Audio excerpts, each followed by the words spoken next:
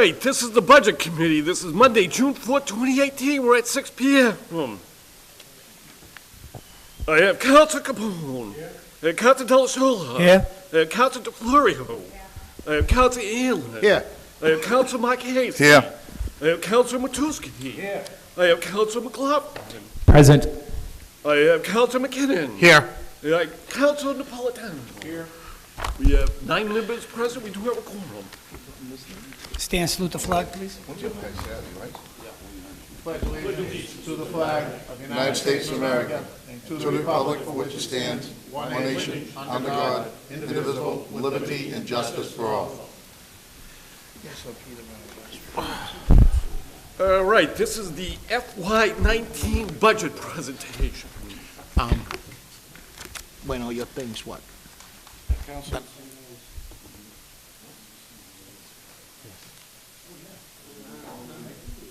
You got it, Counselor.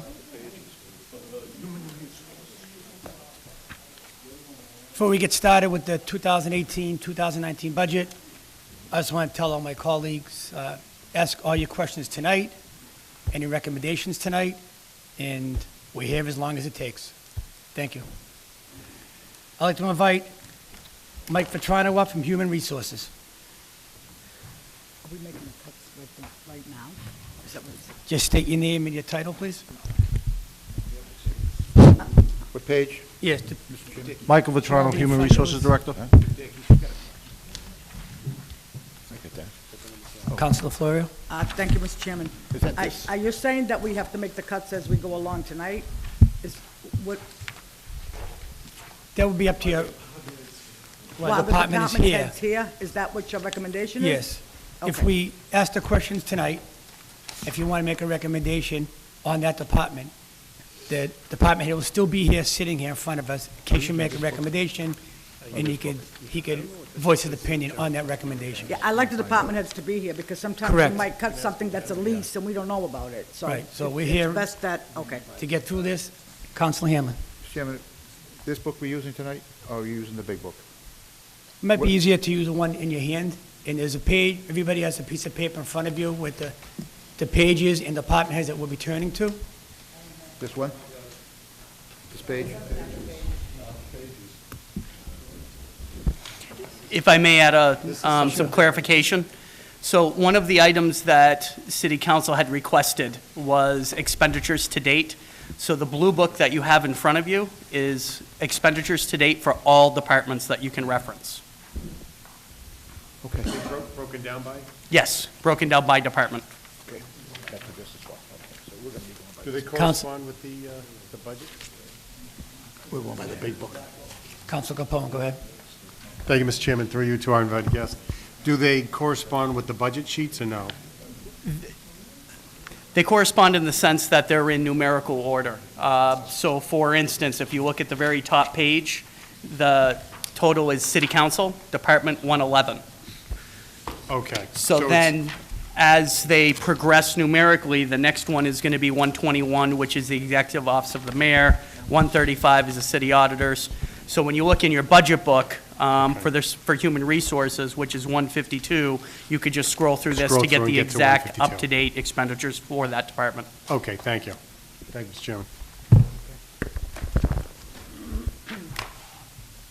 Chairman. Human Resources. Starts at page 23.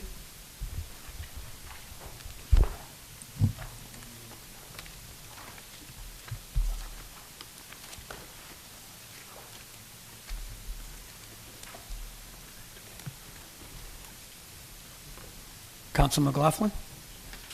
Thank you, Mr. Chairman. Mr. Chairman, through you to Mr. Vetrano. Mr. Vetrano, only question on this is employee buyback. We're doubling from last year to this year. What is the reason for a 50% increase? Contract responsibilities for the different unions? Is that better? The contracts are requiring us to have certain buybacks for the unions. We anticipate it to be a lot larger in the next fiscal year, so we increased it. Which contract specifically?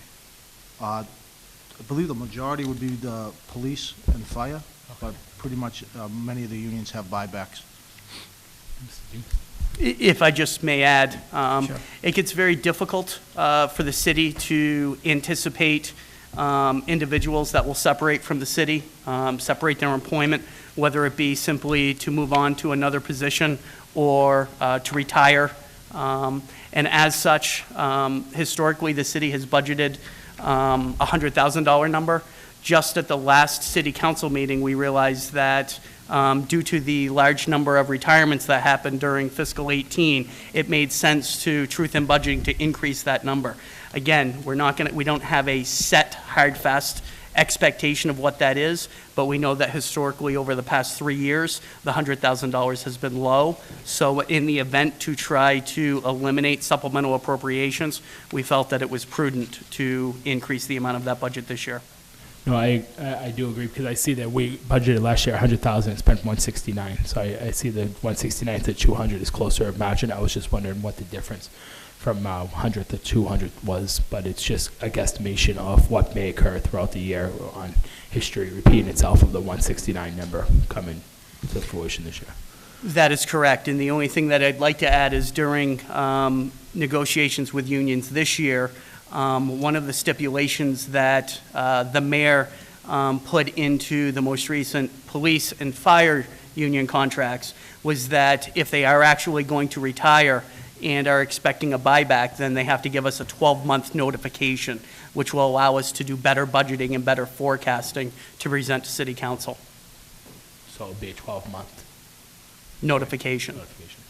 However, if we do have an individual that does not retire, and they do have vacation time on the books by law, we're required to pay it. So we're still going to have some unknowns in there, but at least what the mayor did by putting in that language is gives us a better handle on budgeting for retirement purposes. Thank you, Steve.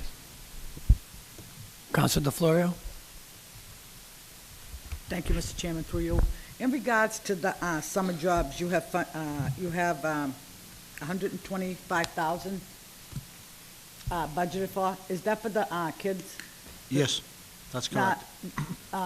Is that mostly donations coming in? I know you still have to fund it, but you do have donations coming in for that. Is that correct? Yes, we also reach out to the businesses in the community, and they make donations as well. Right.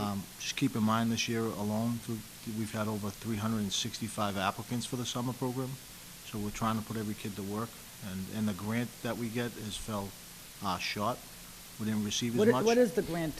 That was going to be my next question, actually. It's a summer youth program, and the grant this year is about 46,000, so we'll add that on top of the 125. So last year we got about 54. Okay. So is it possible for you to put all those kids to work? Are you going to try hard? It's going to be challenging. Yeah. Now, the schools also have a summer program. Is that correct? I believe they do, yes. It's separate from this. So it's, whatever the schools do is separate from this? Correct. Okay. All right, thank you. You're welcome. Any more questions on page 23? We'll go to page 24.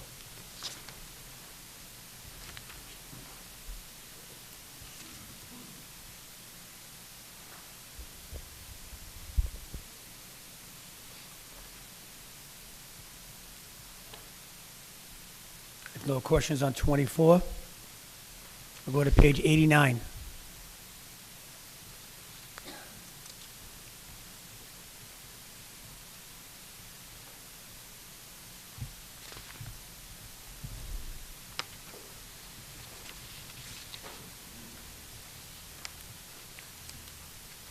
If there's no questions on 89, go to page 90. Oh, Councilor Hanlon on page 89. Yeah, just the, we expended on unemployment 430,000. We budgeted 395. We expended 225, with more to go. I'm requesting 400. How much do you think you're going to spend up through the end of this year, this coming year? Is it going to be close to the 400,000? I'm going to defer to Eric. We're anticipating a little over 300,000 this year, but again, this is one of those items that is difficult to forecast because we don't know what that number is going to be, and it's determined by the state. However, the 400,000 is consistent with a 3-year average, and just because we're having a favorable year this year, it didn't really make sense to recommend a reduction given our 3-year average. Okay. Counselor McLaughlin. So just on that topic, Mr. Hughes, there's about 150,000 or so from the 395 to the 225 that was actually expended. Where did that money go throughout the year? So if we budgeted for 395, spent 225, right? There's a surplus of over 100,000. Any unspent amounts of that appropriation will close out and close to free cash. It will go back to free cash. It will. Do you have a ballpark figure of, I mean, we're pretty close to the end of the fiscal year. Do you have a ballpark figure of that number? Because I see there's a lot, I mean, this year, I'm sure it's a unique year, but it's a large gap from the 395,000 to 225,000. Estimating a little over 300,000 closing So- out this year. So roughly around 100,000. We still have some bills that are going to come in from May and then all of June. Which is fair. So say another 75,000 is expended out of this line item, brings up to 300,000 roughly, good ballpark figure. You're 95,000 over, that will go back to free cash. That will. Okay, thank you. We'll turn to page 90.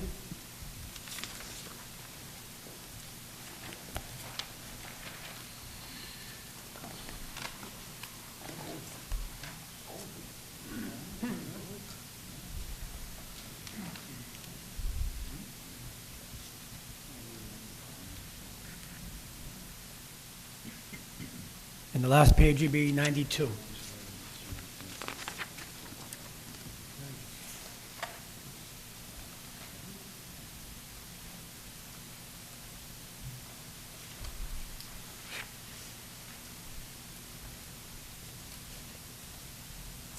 I will ask, are there any recommendations for human resources at this moment?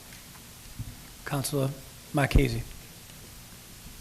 I'd like to recommend on page 90, 100,000 from the unemployment line.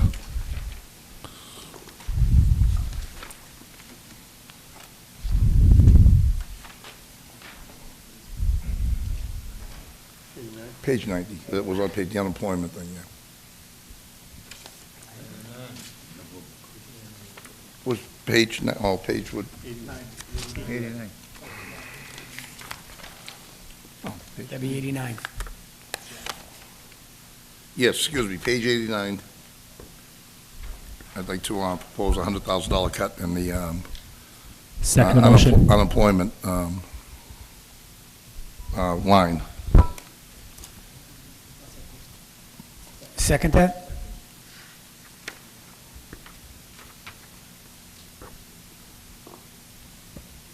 There'll be a roll call vote.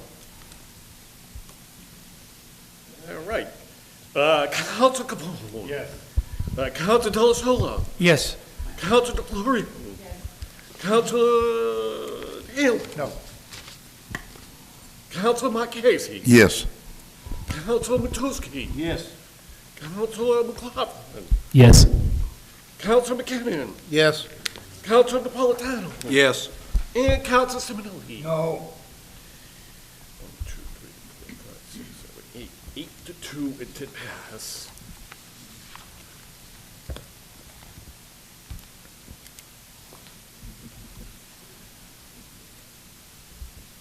That was 8 to 2, and that passed?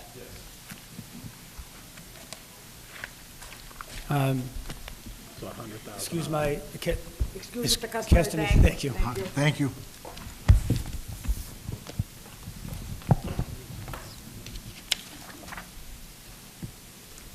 Next department is the libraries. Mr. Chairman, Excuse me. my wife, Counselor Capone. thank you. My wife is a trustee on the Board of Trustees, so for the library, I'm going to recuse myself. All right, thank you. Just please state your name and your department. Stacy DeBoli, Department of Libraries. Thank you. Page 81. Thank you.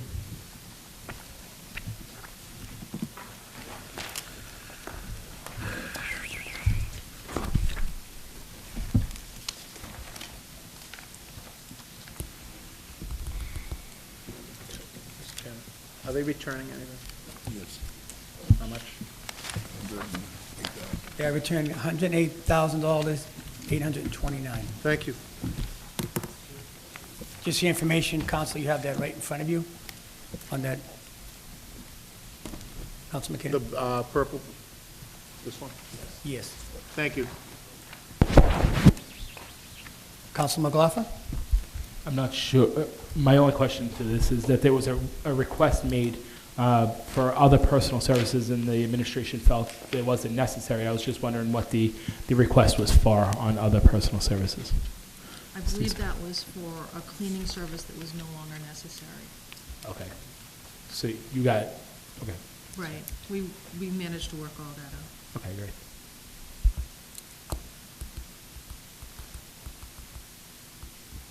Okay, we'll go to page 82.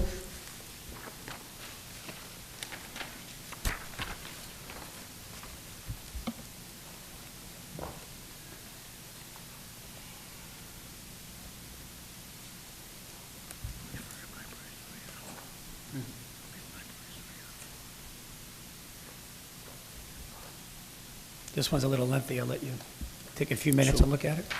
Two major ones, shoot and power. And then I think it goes to high school.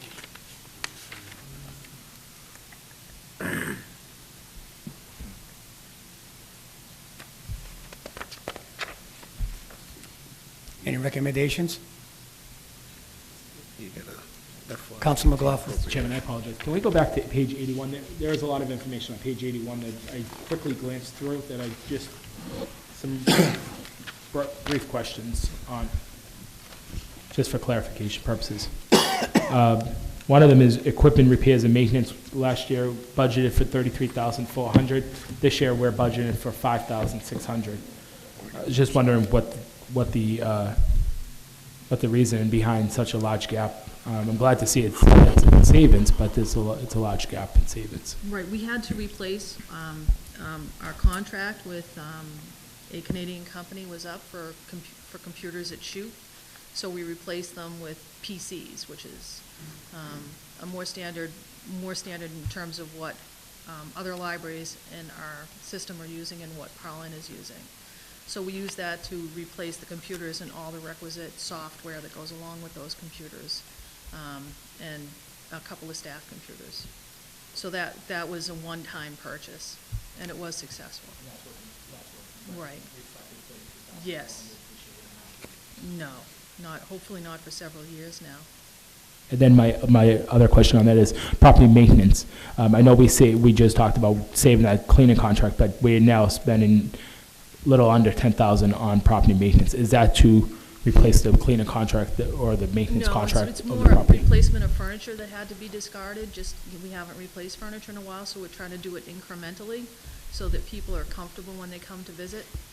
So that's what it'll be used for. Also, on occasion, something breaks and we like to have it either repaired or replaced. So that's what that is for.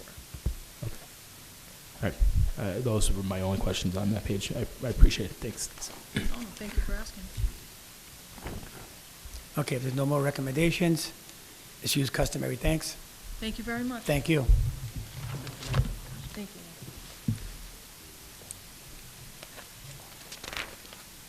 Next from the Veterans Committee, Ms. Jeannie Cristiano.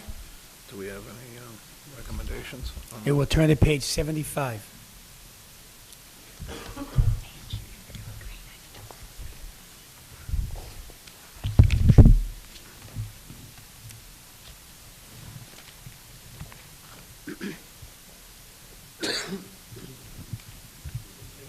$75?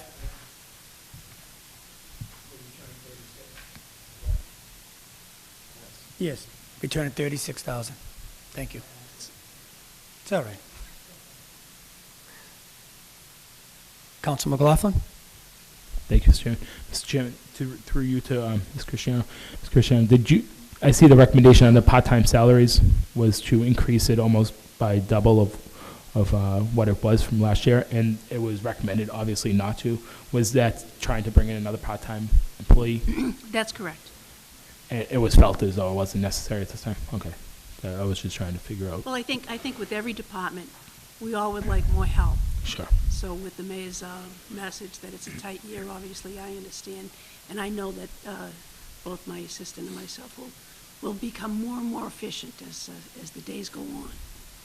And I think you both do a great job currently, Thank but you. that's, I was just wondering Thank you so much. what the step was. Thank you. And if I just might add, Councilor McLaughlin, you're going to see where the mayor's recommendations in many departments are going to be less than what the department's requested. It's not necessarily because he doesn't necessarily think they're necessary, as you just put it. Fiscal 19, the mayor's been saying, and I've been saying, is certainly going to be the city's toughest year. There are green pastures ahead of us. There's a lot of sunshine ahead of us, a lot of very positive things that are going to happen. But fiscal 19 is a very challenging year for us, the year prior to the resort opening and then all of the ancillary growth that is accustomed to it. So again, it's not that it wasn't that certain items weren't necessary, it's what can the city and the taxpayers afford. And so the purpose of the mayor's recommendations being less in many of the departments is simply zero-based budgeting, trying to just produce the bare minimum to the city council to be as fiscally conservative as possible. No, I absolutely respect that. My only statement was that it was not deemed necessary by the administration, obviously by the adjustment in line item. That was clear enough. Thank you. Council Napolitano? Thank you. Restoration of the cannon, and there's been some discussion the past couple of years about that. So is that a Hotchkiss? Is that it's a Civil War era type cannon? That's correct. Okay, and I know I thought we had budgeted last year, nothing was expended, requesting 14,000, where the mayor's recommending 3. What's the status of that restoration? Sure. So we've had a few meetings, capital improvement plan meetings regarding the Glenwood Cemetery. And so, my reason for not moving forward with either getting a true estimate of the value of the cannon or just even creating a replica is to kind of work together with the administration. When they think about Glenwood Cemetery and you think about how many veterans are buried there, the cannon is certainly a prized, valuable commodity. And so my thought was, with working with them, is hold off until that plan becomes more formalized, and then it'll give me the best understanding of what to do. Should we, just get a replica? Should we have it refurbished and remodeled? Or, we could even possibly, there's a lot of talk about the value. And so you hear a lot of different things, but that would be my first step. But I wanted to wait until the picture was clearer with the Glenwood Cemetery with respect to our veterans and possibly, jazzing up the veterans area. And is the plan to restore it as a static display or a functional piece capable of doing a salute? Oh, it's not going to be. It's not going to be functional? It's not going to be functional. So it'll be a static display? Right. Okay, that's fine. Thank you. I don't intend on, lighting on the cannons off. Right. Council Marchese? Demus, you made a mention about tighten the belt. Does that mean there'll be layoffs? What do you mean by tighten the belt? I mean, is it across the board layoffs, or what are we doing here? The budget that the mayor presented to city council does not include any layoffs. Oh, okay. It does not include any layoffs. However, in a number of areas, if you're going to be talking about personnel, there are going to be some open staff positions that the mayor's not recommending to be filled this year. So if we've been able to manage at a lower head count this year, then the mayor's thought was let's continue on, moving forward for fiscal 19. However, the budget before you does not recommend any layoffs. Thank you. Are there any page 76.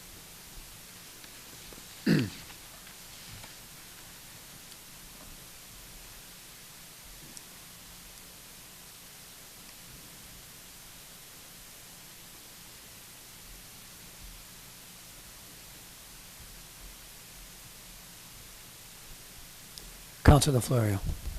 Thank you, Mr. Chairman. So,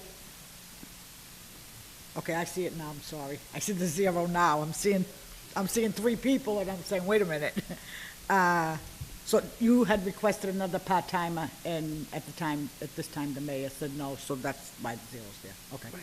I understand we're gonna have a tough time this year, Right, so and- we all have to understand that, and we definitely don't want anybody to lose their job. That's the last thing we want up here. I know that for a fact. But at the same time, I mean, we're not, it's the veterans. No matter how bad things are, if it means our taxes have to go up another $100 because of the veterans, I would never cut the veterans. That's one thing, that's not my job up here, I will never do that. So, and there's really nothing here to cut, even if you wanted to cut. So you're basically getting, even your salary, you're not getting as much as you requested, so thank you, and thank you for all the hard work that you do for the amount that you do it for, so. Thank you, Counselor, and just to thank all of you as well, along with the mayor. I mean, the support you give our veteran community makes my job so much easier, so I'd be remiss if I didn't thank all of you as well as His Honor the Mayor. I'd also like to thank Eric Demas in his office. You think the auditor, right? You go, oh, no, the auditors. That group is the most focused on helping the different departments, especially mine. When I came in, I was new and I kind of was tripping a little. But it really starts at the top, and they're all ready to lend a hand, and it makes it really easy for all the departments as far as I'm concerned. Counselor Matusky. Thank you, Mr. Chairman. I'd just like to make a comment that over the last, since you've been the director, the several people I have sent down, I've never received phone calls of thanks to me from directing them to our Veterans Office. And one of them happened to be our former director's nephew, Bob Crowley. And I just met him last summer, and he was in really bad shape with his wife. And the Veterans Office got him housing, and he's happy. I said to him, "You look very familiar. How do I know you? You look like Bob Crowley." But it's a small world, and I want to thank you because I know the hard work that you do on behalf of veterans. So, Thank you, Councilor Matusky. It's really easy to help the veteran, especially ones that are at that point, at that step in their, they're ready to be helped. And so that makes it a lot easier as well. Thank you. Thank you for the Councilor kind Hanlon? words.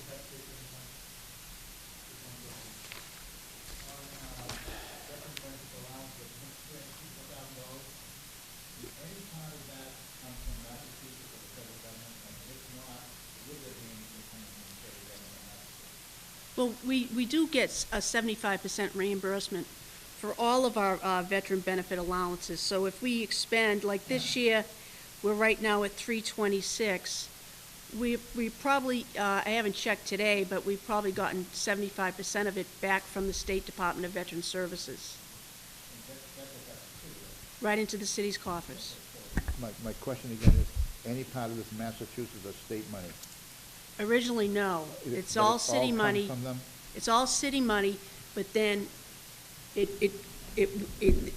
get Okay. reimbursed No. through the state. So further on with that question, that money that we get back, does that go into general revenue, or does that go into, like, next year's veterans?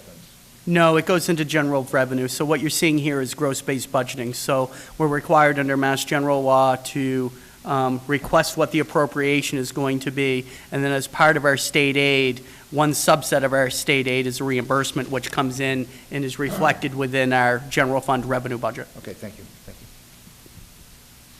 If there's no recommendations, customary, thank you. Thank you.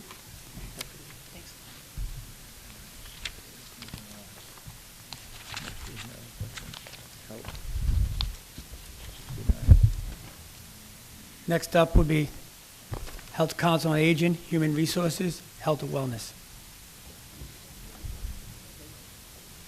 What First page? page would be 69. What page was it? So.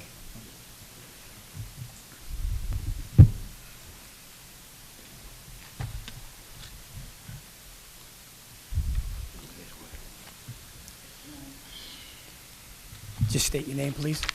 Is this on? I don't have to press That is page 69. Steve Sapino, Executive Director of Health and Human Services.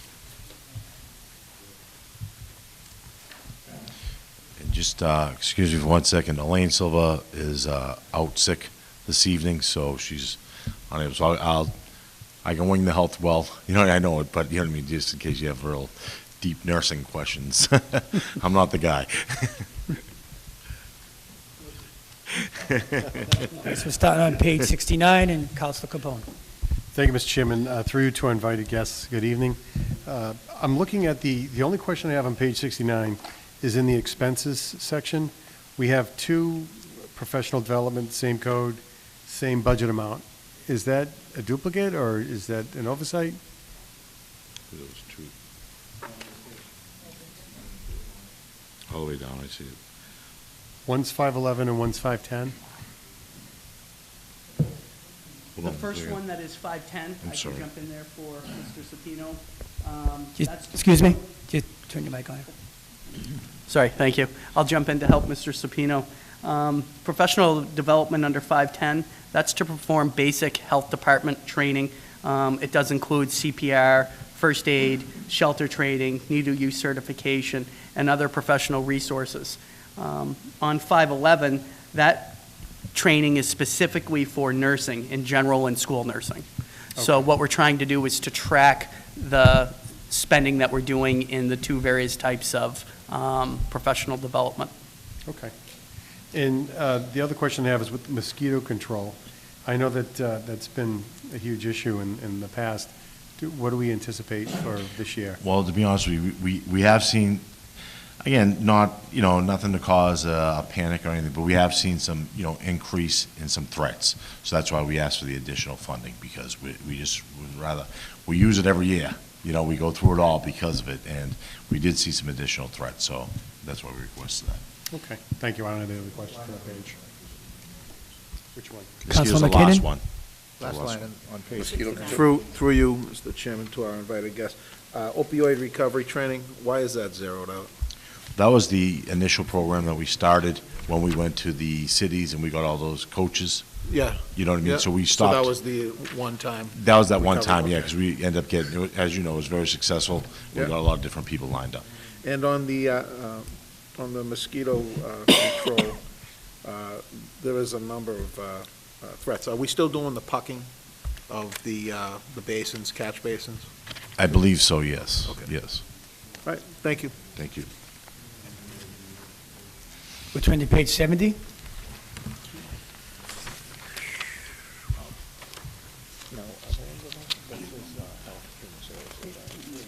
Councilor McLaughlin.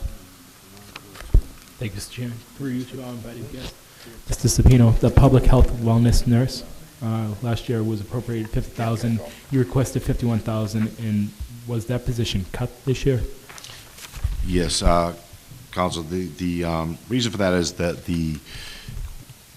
there wasn't a really, there was a call for the additional public health nurse. And however, we upped the clerical in that office, so the public health nurses aren't doing, they were doing a lot of clerical work as well. And they're not doing clerical work, they're doing mainly public health stuff. So what we did was, there was a call for, we needed more school nurses. So that young lady didn't lose her job, we just moved her into a school nurse position for next year. And that's where you see further down the line where it says nurse. Last year was appropriated $0. This year, request $48,000, and the mayor approved $48,415 on line item. Well, yes, well, because also the. Was that position's transfer from? And the numbers are called for this because of the number of students. You know what I mean? So we're just hitting what we're Sure, supposed to no, have. that's okay. If it's going from here to Yep. there, it's fine. I just wanted to clarify that I thought that's what was happening. I just wanted Okay. Right. It goes along with the mayor's theme that he has been pushing throughout the city, increase efficiencies and increase effectiveness. And this was an area where we felt that this was actually going to cover both. So that position is now located in the schools or here at City Hall? No, that's a school nurse. That School was a school nurse. nurse that, the schools needed another nurse, so. Okay, so we provided them with another nurse? Yes. Okay, thank you. All right, we're all set on page 70, we'll go to page 71. Wouldn't have been Huck, I just off it out. It's gonna be 71.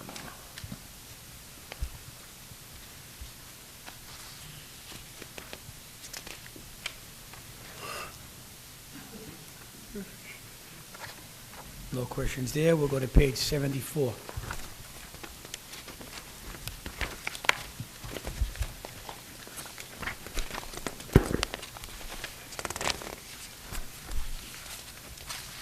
Pages hard to turn. Page 79, Councilman McLaughlin. Thank you, Mr. Chairman. Through you to Mr. Zeno. The part-time, last year we expended 80,000. You requested 36,000, and the mayor's recommendation is 28,000. Can you just explain that line item and that process of position for Mr. Demus? What page you on? Are you on 79? Page 79, under Okay. part-time. Can you just quickly walk me through the process? Because those numbers are pretty far off Well, of each other. Well, because on the part-time positions, a lot of people left. You know, not left, but people left. We didn't really need, we were overstaffed, to be honest with you. It's, once again, just working efficiently. And, you know what I mean? So some people have changed their hours, have gone full-time, you know what I mean? So it's just an adjustment. It's not like we, cutting. Is there a position that, there must be, there has to be at least one position eliminated. In FY 2018, we spent 80,000 In the part-time? in the part-time. No, I understand that, but what And I'm now saying. we're recommending 28,000, so there has to be at least one position eliminated, part-time, for such a big gap, almost 50. Yeah, no, there's a full-time employee. That's, That's, you know. right, so they're taking a part-time and making it a full-time. Right. Yes. Which is, my question is, why? What is the need for going from part-time to a full-time position this year? So we're taking that salary and putting it into a full-time position, correct? Yes, we're, again, down there, as you know, the work that gets done down there is great work, you know, and we help a lot of people. And we are working on we're trying to work with people that are dedicated to what they're doing, and they're working hard. So what we do is, instead of having 3 part-time people, you know what I mean, you have a full-time person, you know?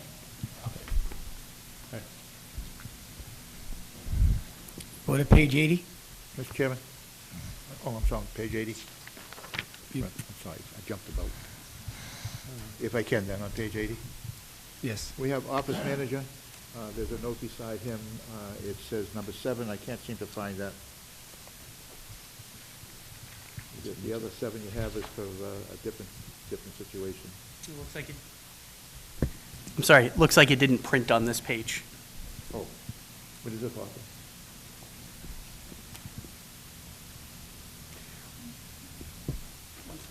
Okay.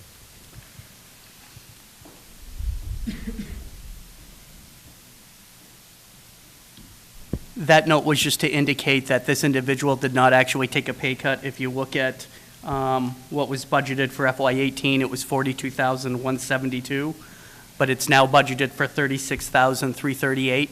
It's because we were able to reduce the number of hours for that position. 5 hours a week. But but it does say that the recommendation is for 43. The mayor's recommendation. Is that right? It was. That's correct. Okay. And even though it's a non-union position, this is one of the areas where any area where you see either a union or a non-union clerical, what they're budgeted is not necessarily going to be what they're going to get paid. It's going to be contingent upon what the actual union contract comes to an agreement on. Okay. Thank you. Councilor Capone? Thank you, Mr. Chairman. Through you to our invited guests. On the 4th line, the administrative assistant, the footnote that you have there says that the individual's moved to another department. What department did that person move to? That person was moved to the police department.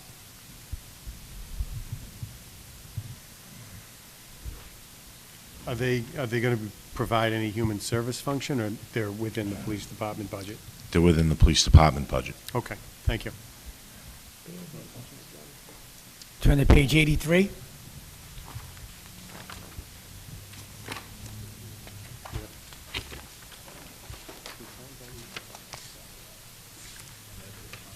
Councilor I'm Fleury. sorry, I'm on page 80.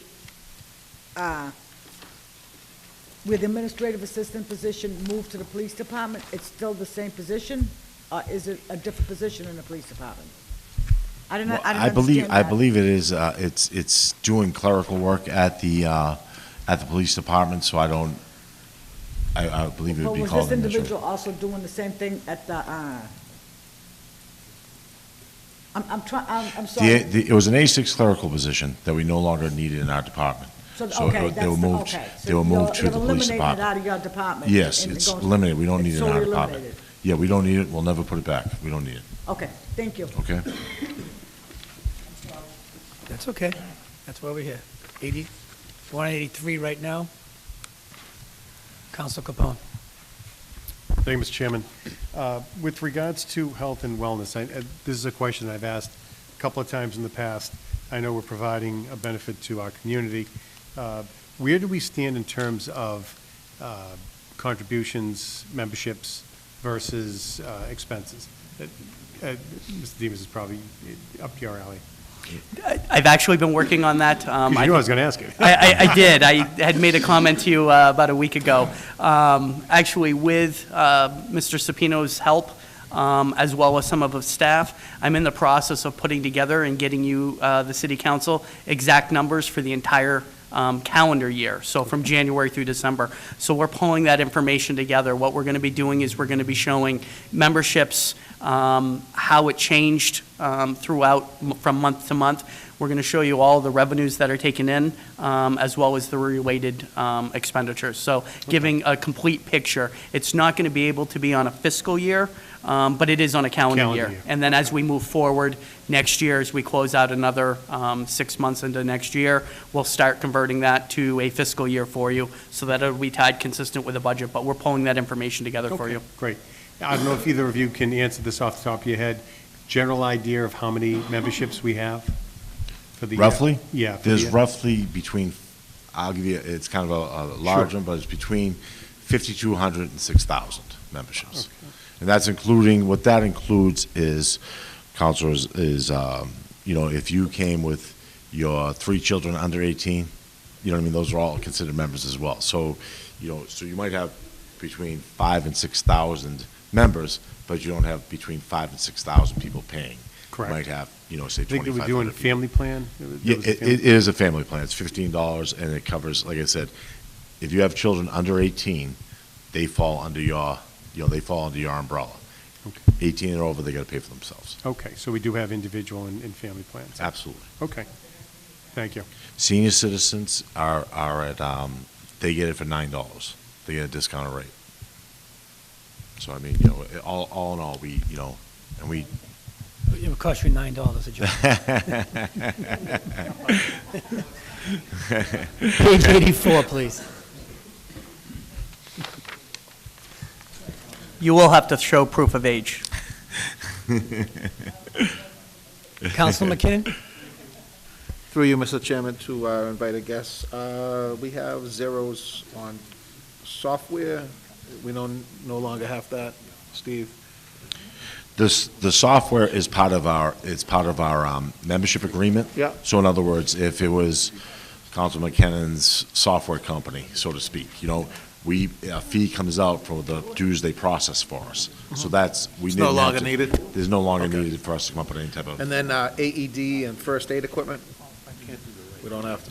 all that stuff is up to date. So we don't need it? No, we're all up Okay. to date. And then the other one would be recreation activities.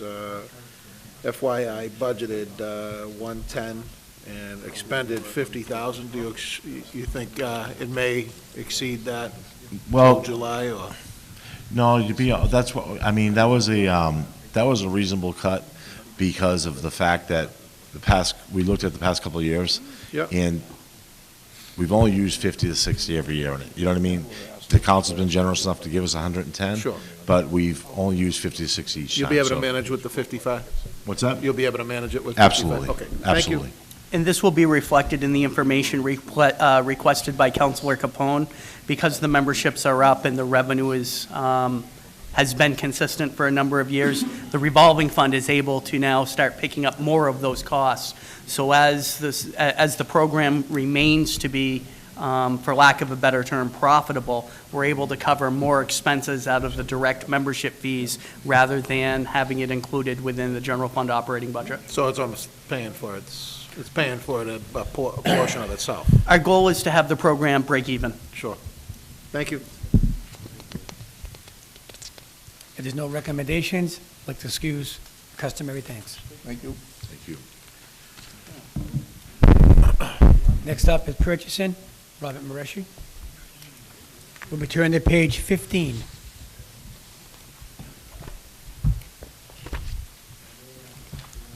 They're returning $10,000. Mr. McKinnon. It's Rob Morenci, Chief Procurement Officer. 15. 1-5.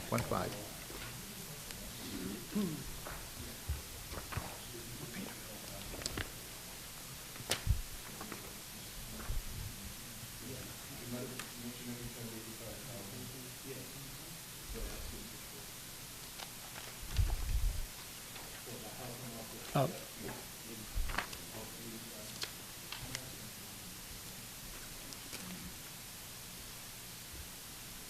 We're on page 15.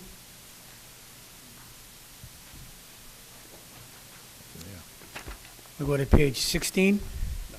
Nothing there either.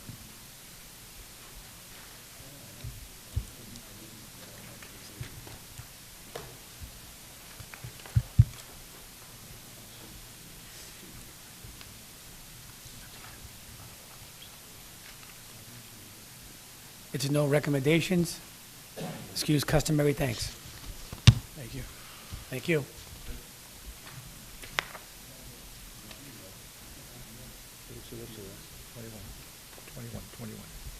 Next up is city solicitor.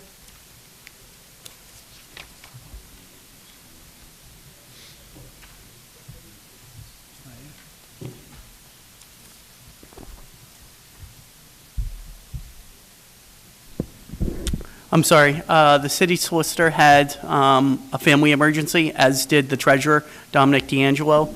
I thought Mr. O'Donnell was going to sit in for her, but I'm happy to sit in for the solicitor myself. Okay, we turn to page 21. And returning $23,200.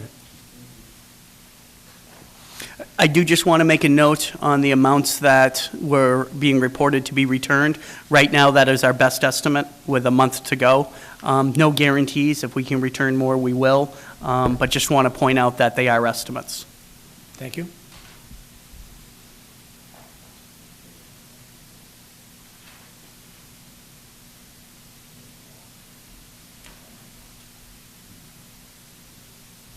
We'll go to page 20. Council McKinnon, on page 21 or 22? 21. Through you, Mr. Chairman, to our invited guests. On the bottom of the page, expenses total, it's year-to-date expenses for 2018, 43,893, but it's allocated out, requested 122,255. The bottom, expenses total, You're on page 21. 21. You're under the FY19 requested? Oh, I'm sorry. Yeah, I'm I looking see at where you are now. FY18 The expended. 43,893. Yeah. Yep. And that's for this year, with 1 month left to go? That is correct. Do we think we're gonna be able to, maybe reach that 122,255 request, or? The reason why the estimate is lower than what you're expecting right now is because we have a number of legal bills that we're anticipating.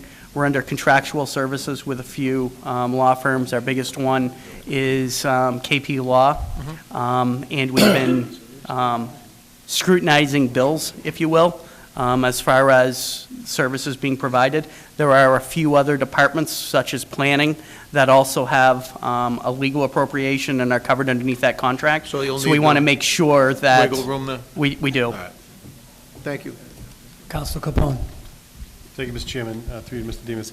If you know this, with regards to the litigation professional services, we've expended out 32. What do we have active that we're using outside counsel for? I know we have the power plant. That's one thing. Sure. And what I can tell you is that the power plan is not included Okay. within this line item. Any legal services that we're paying for the, related to the power plant and the issue we have going on there are within the assessing department. Okay. I can tell you we have a number of employment issues that we're in the process of having reviewed. We're in the process of closing out some union contracts, so we have some items related there. I know we have a couple of other issues, but I think it would be best if, just to be safe as from a disclosure standpoint, Sure. if I have the city solicitor respond directly. Okay. All right. I'd rather be safe than No, sorry. that's fine. So general housekeeping. Okay. Thank you. Thank you. Page 22.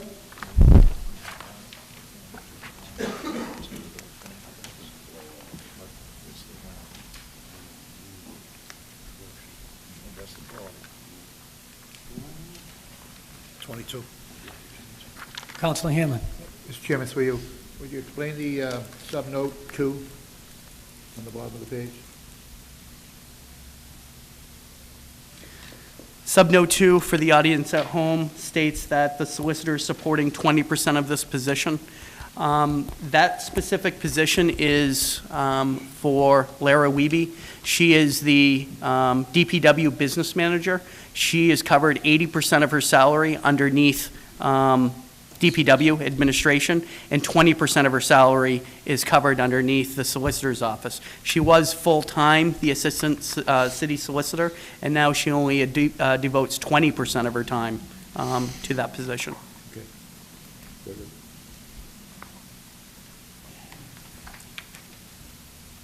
The last page would be page 93. Page 93.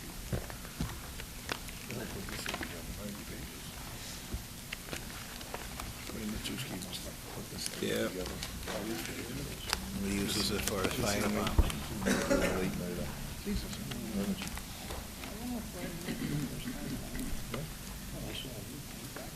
Counselor McLaughlin. Mr. Demus, insurance deductibles. Excuse me, I'm sorry. Last year budgeted for $57,690. This year requested $150,000. Can you just briefly? There's a little under $100,000 difference. Can you explain that? Sure. And to answer that question, you actually have to look at our comprehensive general liability insurance. So the rates that we received from our insurance carrier were significant. So as a way to try to mitigate some of those costs, what we did was we changed our policy to try to reduce the amount of the overall policy by picking up larger deductibles.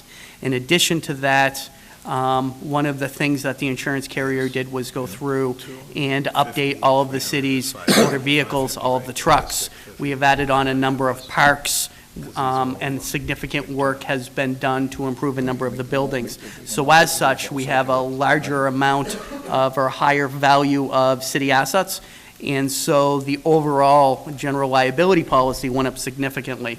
So what we're trying to do is trying to mitigate some of that increase by assuming a little bit more risk, by increasing some of our deductibles, so that it wasn't, we lowered the amount of what the increase would have been.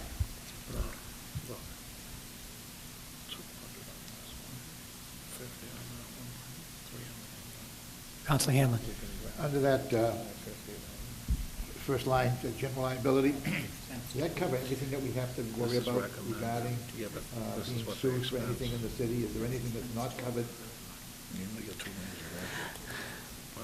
The policy is a approximately about 100 pages, and not being an attorney, I don't know what would be excluded. You know, certainly there are the traditional, you know, acts of God, that sort of thing, but what I can tell you is it's a very standard municipal policy that's supposed to be a blanket insurance policy that covers the city for pretty much as we can insure ourselves for. I'm certain that there are going to be acts that wouldn't be covered if you had intentional acts, that sort of thing, acts of God, but it's a pretty standard municipal insurance policy.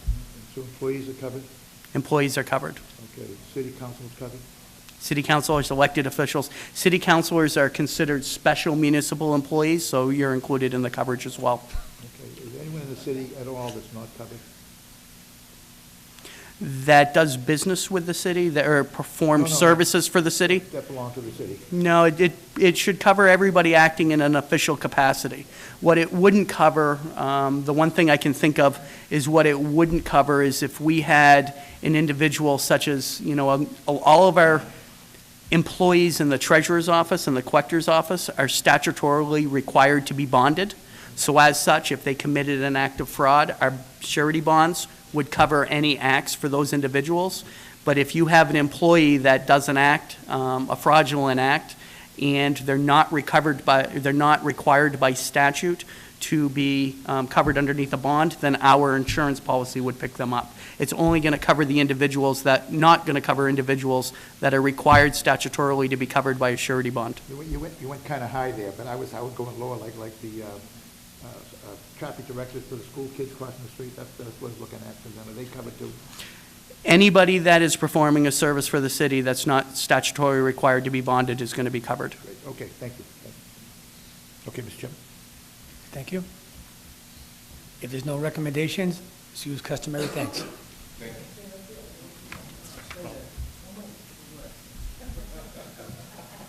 I'm in for the long haul.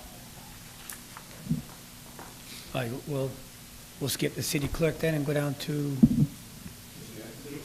city clerk and election commission.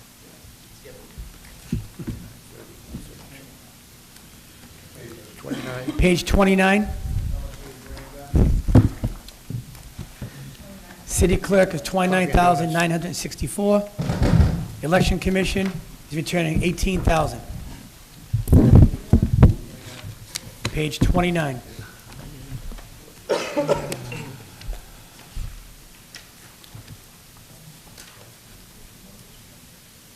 Councilor Capone.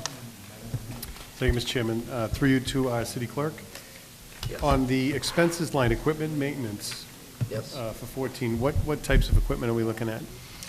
Those are the equipment that we, any type of time clocks for the, I have to punch in every piece of paper that comes into the city clerk's office, and maintenance for the printers and the copiers, any of the supplies that go along with that. If you notice, for the most part, it's been level funded for the last few years. And though you see only 8,400, this I think dates back a few months ago, this budget, so it will be almost completely expended. Okay. And then web-based programs. You see there's a little bit of increase there. Yes. What types of programs would fall underneath that category? So originally, I thought my budget was going to go down probably about $9,000 or $10,000, but after discussing with the administration some other needs, I'm taking on two computer programs. One is to track the FOIA-based requests that come into my office as the super RAO, the Records Access Officer, which I am. I track all of the requests from outside agencies that anybody that comes in and asks for public records are tracked through this system. So I've taken that under my wing.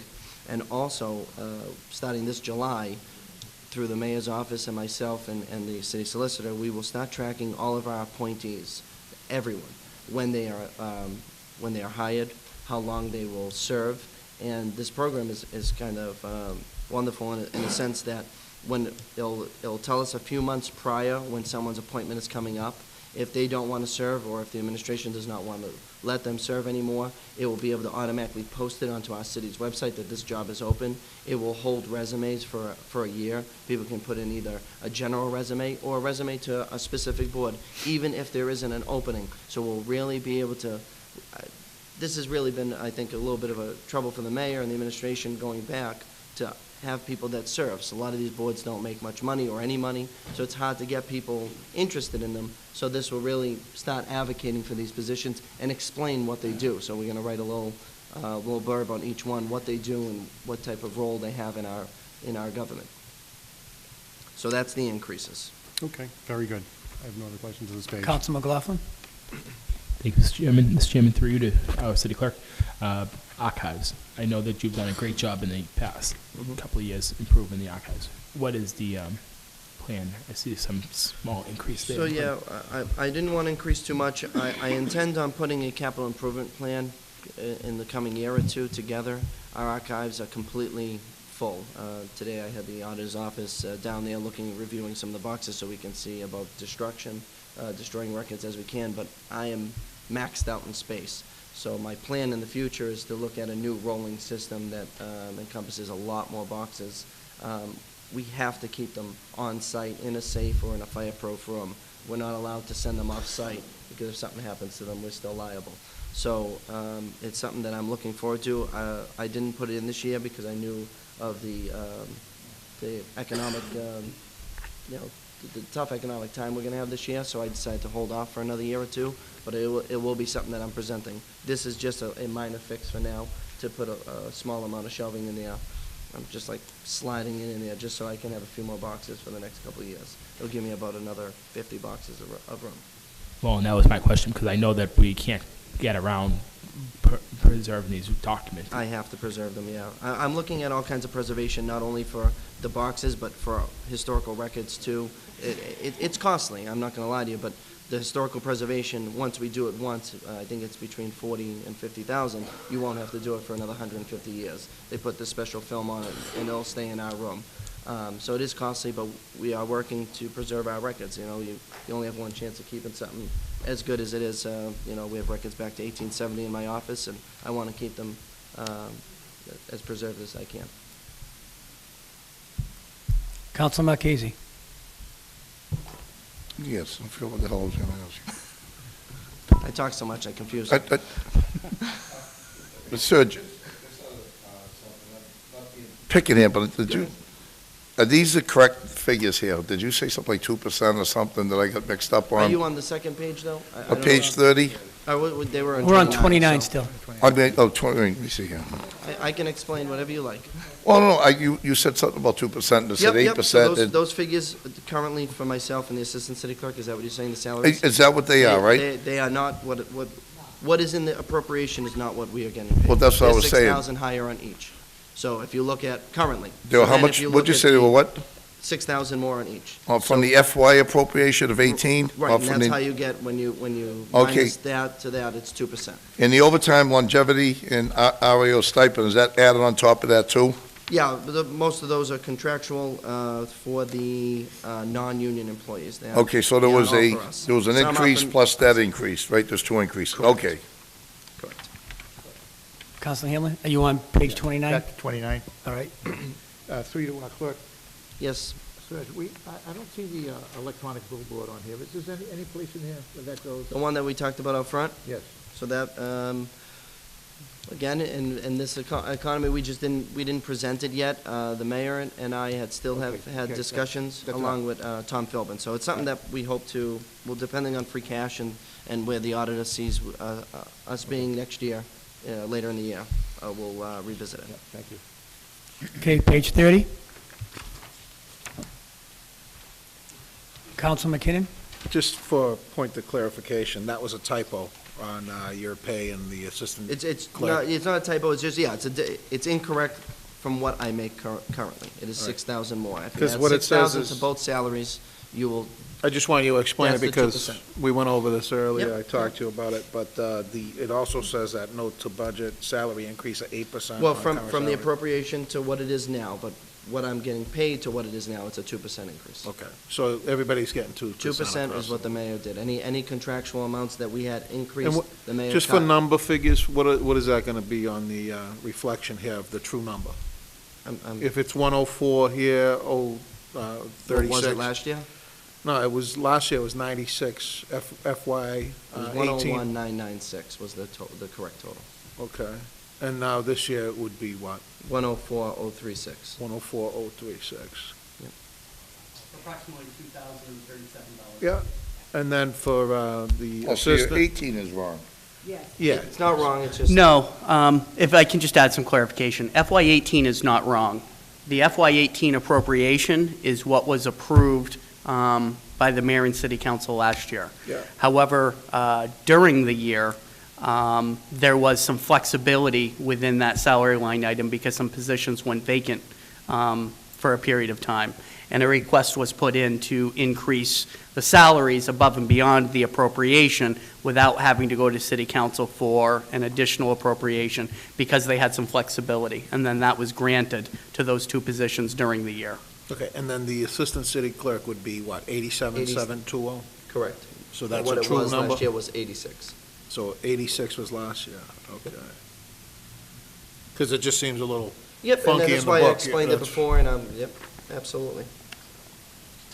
If we actually changed that number to reflect what they're currently getting made, and the FY18 appropriation, it wouldn't tie out to the prior year's Yeah. appropriation. So we have to compare apples to apples. Thank you. Counsel DePiero? Thank you, Mr. Chairman. Mr. Clerk, can you explain why the last position is being requested at a lower amount than it was funded last time? Yes, I can. So I believe I had a woman in there at that time that was working in my office. She moved up to the C6 position, and that left a vacancy because we had another woman in our office move to another department. With that vacancy, we took on a newer employee who was only in his second year and now going to his third year with the city, so he cost us about $5,300 less because he's a newer employee. Okay. And contractually, he's only on his step 3. Thank you. You're welcome, thank you. Counsel McLaughlin, do you have a question? Okay. We'll turn to page 31. That's you. Now I know why you don't run for rep. Now I know why you don't want to run for rep.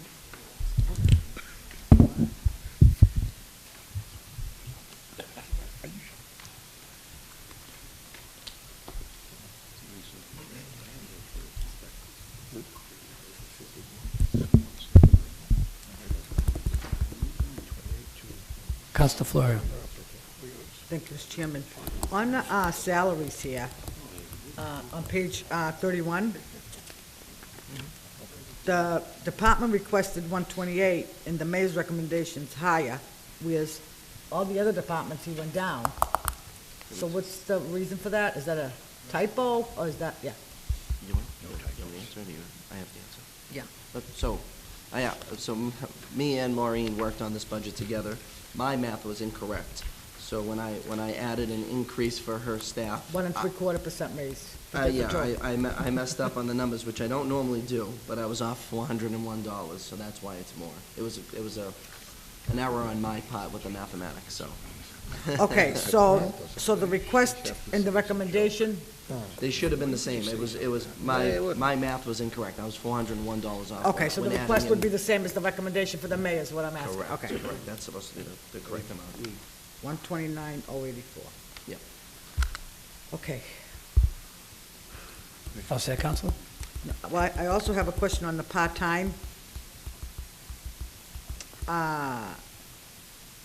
Last year, so these are all 2%. The salaries are all 2%, right? There's nothing over 2%. Okay. I was just reading the wrong line item. Okay, thank you. Turn to page 32.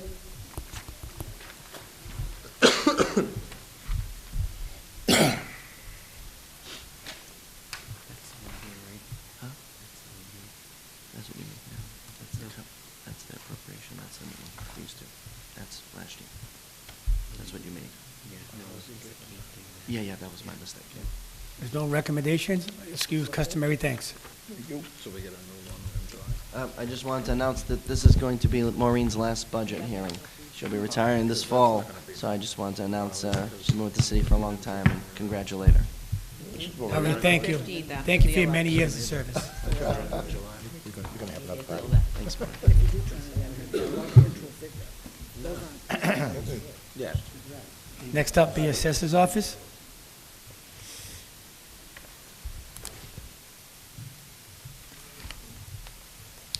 Just state your name, please.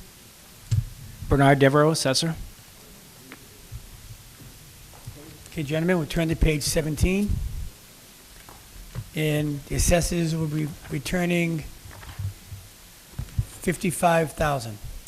Yes. Thank you.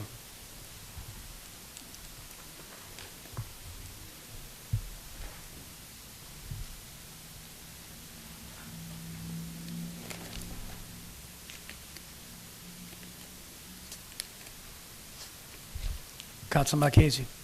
Well, how are you? So you're full-time now, right? You're the, Yes. you're the, congratulations, by the way. Thank That's you all I was very gonna much. say.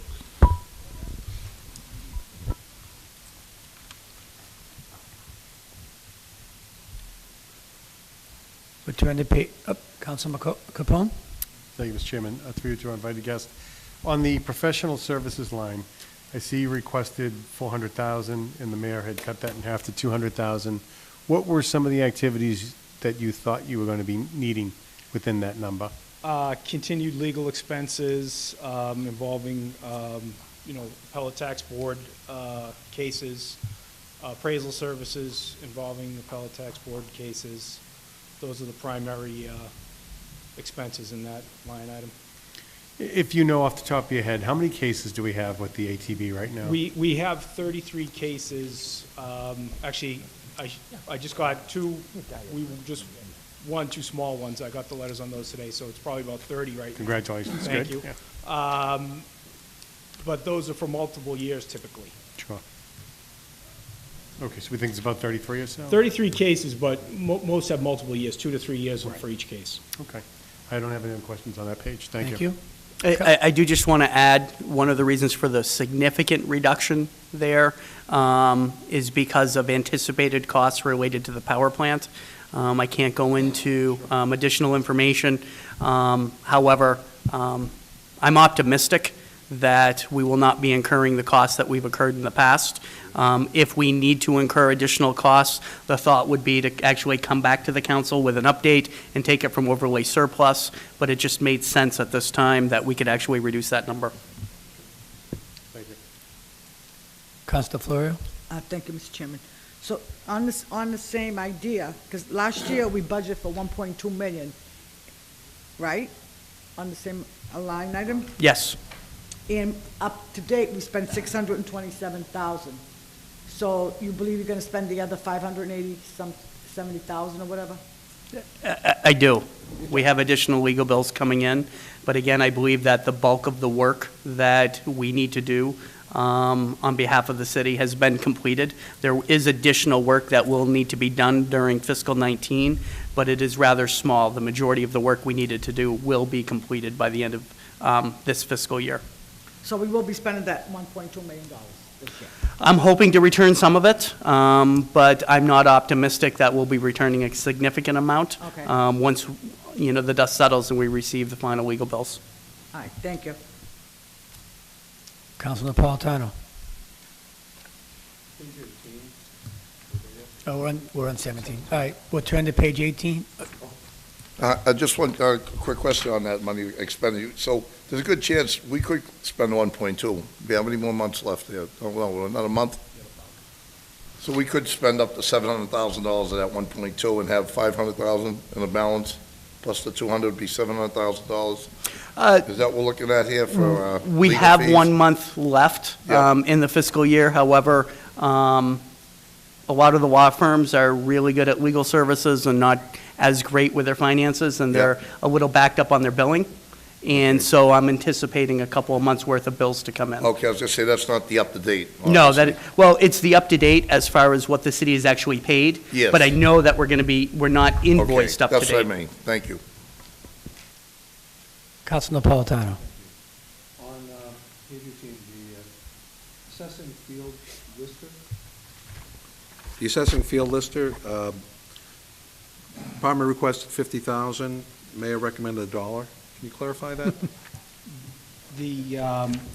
The position is not currently staffed. It will not be funded in FY19, but will remain a viable position in the office. So we're hoping to bring somebody on board for next fiscal year for that position.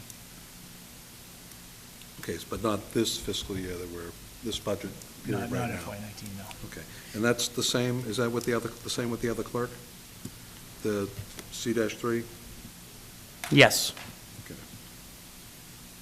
All right, We're, thank you. again, trying to gain efficiencies where we can. We were able to manage through this year, so it's not as if we're eliminating a person or an individual's job. We were able to make it through this year without that position. We're going to try to do it for another year. Eventually, we hope that that position will come back, but we're going to manage through this year again. All right, thank you. If there's no recommendations, let's use customary thanks. Thank you very much. Thank you.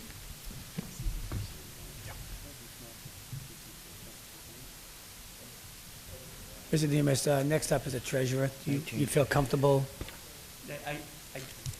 I do. Okay. Next is treasurer and collector, and we're going to turn to page 19. Council Capone. Thank you, Mr. Chairman. On other charges, it's budgeted out about $155,000. What types of items would fall into that category?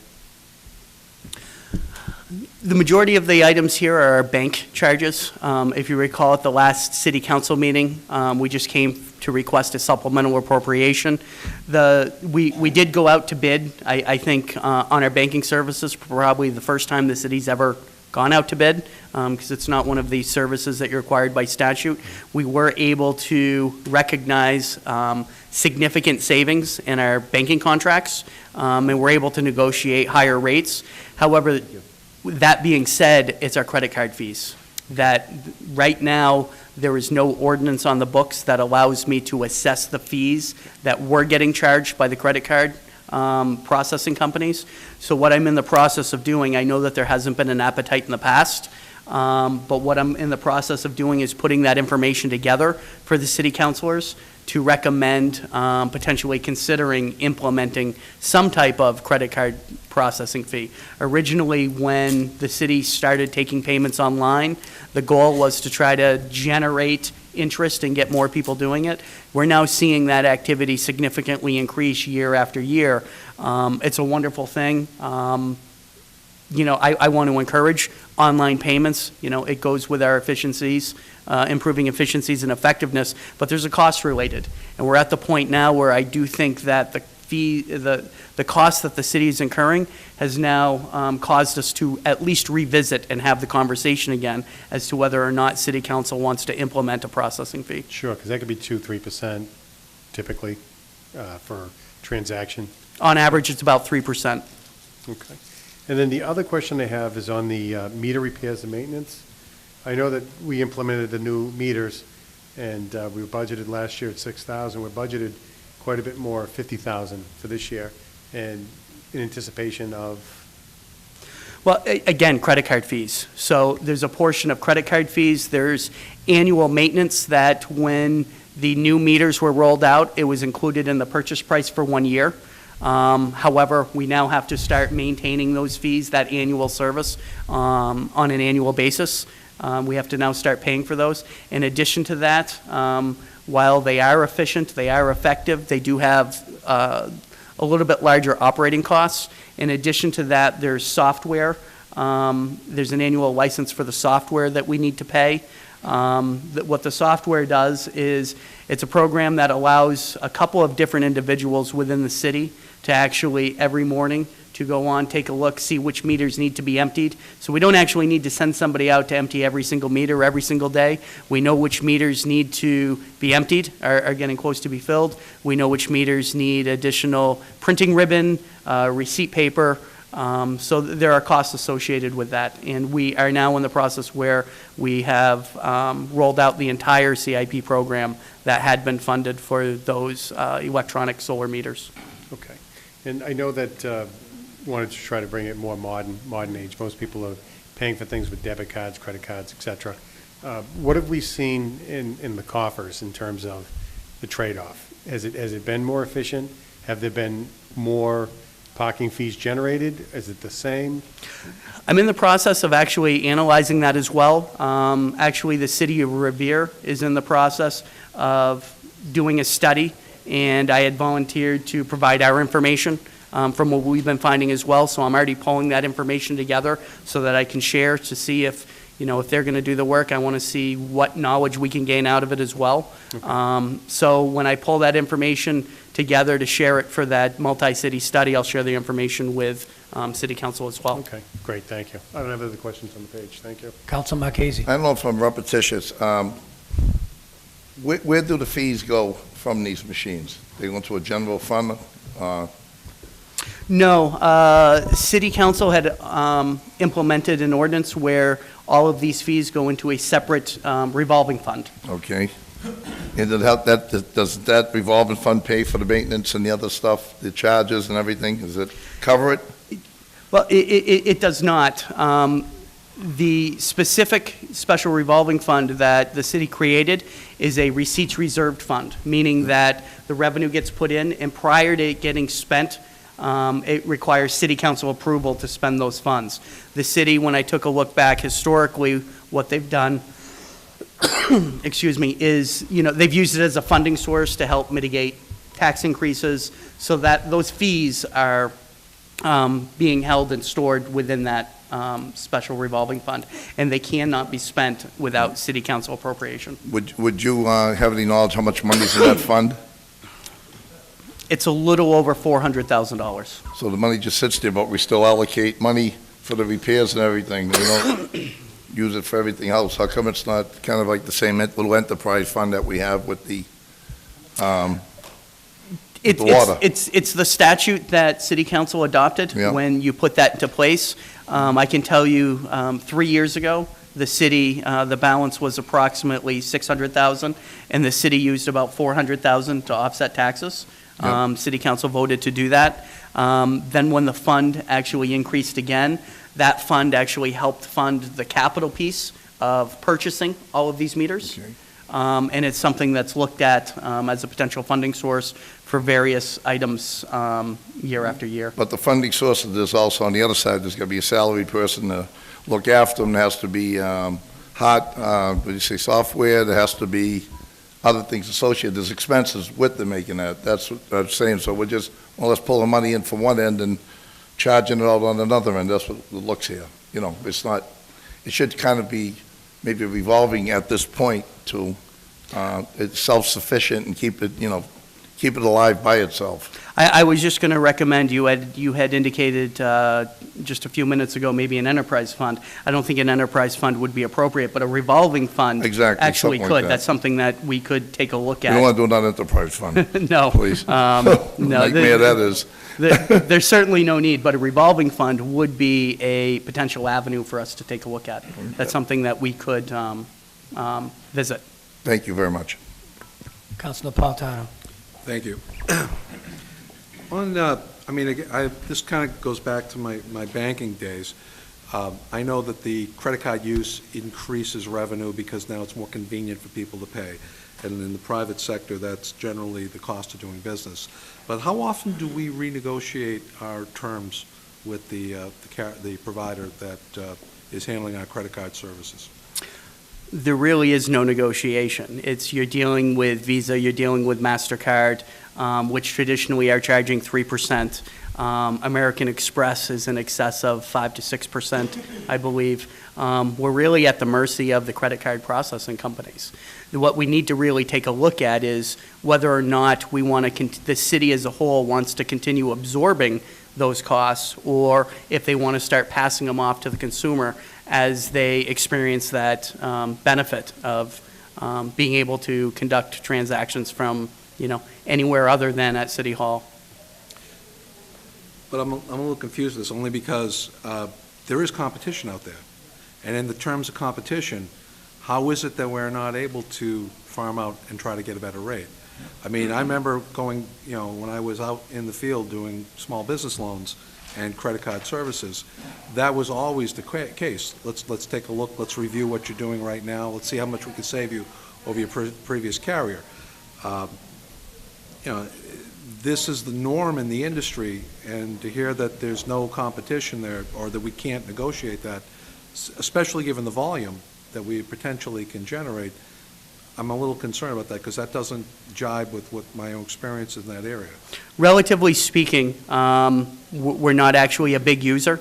So we did include that when we put all of our banking services out to bid. And what I can tell you is that they all were extremely consistent in what they actually presented for those charges. We were able to negotiate, the actual vendor that we actually selected was able to provide us significant savings in other areas, but they were all, as far as processing fees, were relatively consistent. There was really no deviation that they had there. Certainly everything is negotiable, but we didn't have enough purchasing power for us to take a look at trying to negotiate a better rate there. What I can tell you is that there are other companies that we have absolutely no control over and no negotiating power, and one of those is PayPal. One of our softwares requires us to use PayPal rather than the banking service that we use from who we awarded our banking contract to, which is at a much lower rate. They're at about 3%. But one of the softwares we use in the building department, that Vision software, where individuals, say over the weekend, are allowed to pull certain building permits. If they have a water heater that goes down, they can actually go through and get that permit over the weekend. They don't actually have to wait until City Hall opens. But that particular software company requires us to use PayPal, and PayPal is close to a 4.5% fee.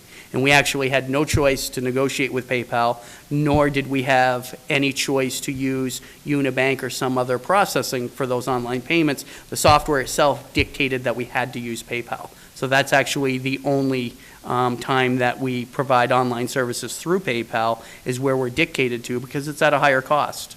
But all of our other transactions that are held out of the Treasurer's Collector's Office are all handled through a more traditional approach that's covered underneath our banking. And are they able to, are we able to take these transactions as a debit versus a credit card? We are. Okay, and those are at a much lower rate, or more of a flat rate compared to a credit card, correct? It's more of a flat fee versus where, when we use, individuals use a credit card, it's a percentage of the transaction completed. Okay. Do we encourage them to use it as a debit card? Because there would be added savings to the city. When they conduct the transaction, they realize, we don't actually encourage them because there are no fees. Certainly, it's to their interest to use it on a credit card, because they're getting a 30-day interest-free loan if they're paying their balance in full every month.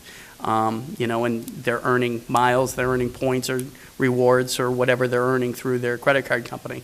However, that's why I'm saying I do feel City Council is now at the point where we at least need to revisit. We need all of the information to provide to you. We need to tell you exactly what it's costing us and whether or not we want to continue not charging or implement maybe a flat fee or passing on the complete cost of that transaction to the consumer. Just one other thing just to throw out there, I'm not looking for an answer to this today, but a lot of retailers out there, they set their systems up to default to a debit transaction first, and then the customer overrides and does it as a credit card. Again, the reason they do that is to pay a lower rate, and I'm not sure if you can answer this, but if our software is capable of doing that, we might want to consider that going that rate, because overall, it would cut our costs down. I believe the first option is actually debit. Okay. All right. Thank you. Councilman McLaughlin. Thank you. Mr. Deems, I apologize, I was out of the room, so if you've answered these previously, just tell me and I'll go back and watch the video. I don't mind answering. Meter repairs and maintenance. Last year was expended, last year was expended for $6,000. We spent $0. This year we're requesting $50,000. I don't know if you've answered that already, but. I have, and I can give you the short summary. It's our new electronic metering. Okay. And so the first year in which we rolled it out, all of those operating costs and the annual service fees were included in the implementation and the purchase of those. Now, those are all, we're required to pay those on an annual basis. We also have software support, and it also covers expendables related to that program, such as sometimes we actually do have to replace the batteries. Those batteries don't last forever. They are recharged by solar, but they don't last forever. In addition to that, we have printing costs, printer ribbons. You also have the receipt tape, that sort of thing. But last year, we spent nothing, so last year was it out of another line item that we? No, it was included in the cost of, it was included for 1 year Under when we warranty? purchased them, yes. Okay, I get you. And the other thing, real brief, if you've answered, I apologize. Other charges it has raised by about $50,000 from last year's budget to this year's request. Is there one item that has changed? The largest item that sticks out is the credit card processing, which we were just talking about, which means it's time for us to actually revisit as to whether or not the city wants to continue absorbing that cost. Page 20, please.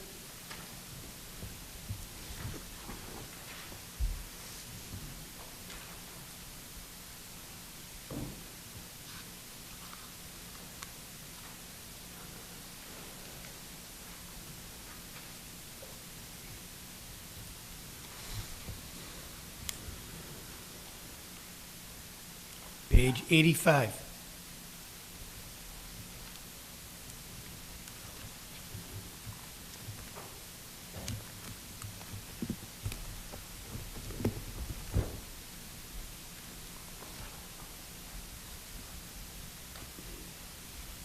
Council DePiero. Thank you, Mr. Chairman. Mr. Demas, I know there's some different numbers here with the school debt. Is anything falling off, or is it just being restructured in a different way? There are a number of school debt items that are going to be falling off, but they're not going to fall off for the next 2 to 3 years, but they're going to start coming off. Okay. Council McLaughlin. This Demas, Kavarian is the first one that pops out at me on this page. We budgeted last year for $1,125,000. We expended $0. Is there a payment that happens at the end of the fiscal year, or? There is a payment that happens in June. In June. I can tell you that all of the items that are budgeted here, we know them in advance, and 100% of what was budgeted will be spent, with the exception of, on a page that's going to come up in just a couple of minutes, is short-term interest. Okay. All of the actual long-term principal payments and long-term interest payments will be fully expended. Okay, so briefly, so Kavarian will get paid by the end of the fiscal year. That's fine, although it goes up a little bit in 2019, it's fine. My only last question on that is so May 3rd, 2018, obviously just recently happened, $1,515,000. What is it? That was the most recent bond issue that we just issued last month. So that will be out first payment for, so next That first year's. payment will kick in fiscal 19. Okay, and is that the same as February 19th? Oh, no, I guess not. February 19th, 2008, HUD loan, budgeted for $66,000. That will be an end of the year expenditure as well? Because right All now of those it's payments will be zero. fully expended by the end of the year. Okay. We only pay them when they're actually due. So there are a number of debt payments that happen at the end of the month of June. Okay, great, thank you. Turn to Councilor Marchese. We're on 85. What has the debt service here? This is debt service, Yep. yes. How can, you can make a determination how much you want to spend towards the debt service? It's not a fixed amount? The debt schedules are predetermined at the time of the bond sale. So So I are they know what they're going to declining? be. Is that what it is, or- I'm sorry? I'm just curious, you see, mayor recommends one thing and there's, something different up there, I'm just curious, how come there's a deviation in the amount paying? They haven't been paid yet. All right, I just thought there'd be a fixed scale, what you'd be paying. I didn't know that there's a chance that you can pay less or pay more on it. No, it is a fixed payment schedule. Yep. But I have a number of debt payments that are due in the month of June. Yep, So they all will be fully expended. okay. So what the mayor is requesting are what we're actually required, per the terms of the bond sales, to pay. All right, because I just said the FY budget, say, for instance, one was 285, and we spent 170, probably 174, and then we're paying the same the following year. I don't know, just, I just thought it'd be a more of a straight line, even thing all the way down the line, but I understand what you're talking about now. Thank you. Turn to page 86.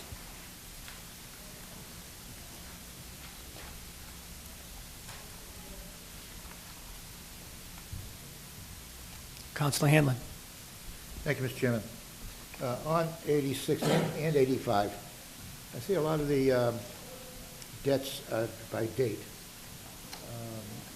You know, like May 3rd, 2018, and December 20th, 2013.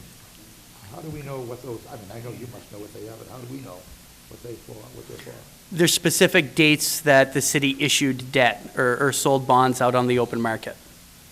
So not necessarily for any one building or anything, like a road project or something like that? So, for instance, when you see May 3rd, 2018, the city issued bonds out on the open market related to the capital purchases in the CIP program from the prior year. So that line will encompass all of the payments underneath that bond sale. Okay. It's good that you explain it, because I know, but reading these, I can't understand what they are until I have some sort of information. Okay, so I will make a recommendation later. Okay, thank you. Thank you. Councilor McLaughlin. And this is probably not proven to this, but is there a way for us to get the what these dates reflect, Mr. Demas, in the future? Can you give us a breakdown of, like Councilor Hanlon just said, December 20th, 2013? I have no idea what that is. Is there a way for you to just briefly itemize those, just so we know what each item is that we're paying for? Certainly, I can give you a copy of the official statement for each of our bonds, which breaks down in detail our payments in summary, as well as the payments by specific project. Because I'm not looking each of for these, a big bind. I don't want to kill you. unfortunately, it would be a big binder, because it's a large official statement that has all the legalese in it. You know, you don't need to read every page, but what it does is it provides for you a debt schedule in summary, which you see what's budgeted, but then it'll have a breakdown of each item, each capital item that was actually funded, with its own specific debt schedule. That's why, getting back to Councilor Marchese's comment that you thought it'd be a straight line, the reason why it's not is when we issue debt out on the open market, what we're doing is within that debt structure, we're only paying back the debt based upon the estimated useful life. So if we have a building in there or we do a roadway, it has an estimated useful life of 20 years, then we're going to pay back that debt between 10 and 20 years. However, if we purchase vehicles, we're only allowed to include an estimated useful life of 5 years. So that debt payment is going to include payments for the vehicle for 5 years. So your first 5 years, you're going to have pretty much everything. And then as you pay off that bond, you're going to see the payment typically go down, because you're already going to have paid off items that were included at a lesser value in the payment. You all set, Counselor? Page 87. Counselor DePiero. On the interest on the temporary loans, how come there's a 75% difference on the recommended amount than requested? The reason for that is that we have not needed to issue short-term debt to finance any of our capital-related projects. We haven't for the past couple of years. I don't anticipate doing that next year.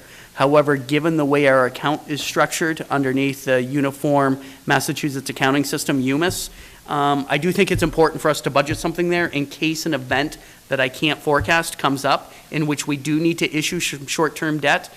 We do need that flexibility for a financing tool. However, I'm very confident that we wouldn't need the full 100,000. If something came up, it would be something that we'd have to do rather quickly for some unusual event that we would do for a short duration. But what I try to do is I try to only issue debt once a year because of the costs associated with issuing debt. So we manage our capital plan in such a way that we only have to issue debt once a year. So I'm going to try to continue on that plan to minimize debt issuance costs that the city incurs. But I do think we need that flexibility in case the unexpected does happen, that we do have that line item. Glad to hear it. Thank you. Mr. Demas, what was our Mr. D'Angelo's thought by putting the 100,000. Did he have a different thought of process on this as far as where he came up with that $100,000 number? Mr. D'Angelo and I didn't speak prior to him putting the budget together. But one of the things that I did working with the mayor, when the mayor received all of the department requests, we said, these are significant, and we have to find ways to reduce the budget wherever possible without harming services or laying anybody off. So one of the things, this is an area that we identified. I had conversations with Mr. D'Angelo, and he had concurred. For him, it was just, we've always budgeted $100,000. We don't spend the money and return it. But my thought process is, you know, I'm fairly confident we're not going to need it, so I didn't want to include it in this year's budget. No, that's fair enough. I just didn't know if there was something that he was thinking possibly that we need to hear. But it's fair enough. You're confident. Which 25,000 is good, is good. Thank you. Page 91, please.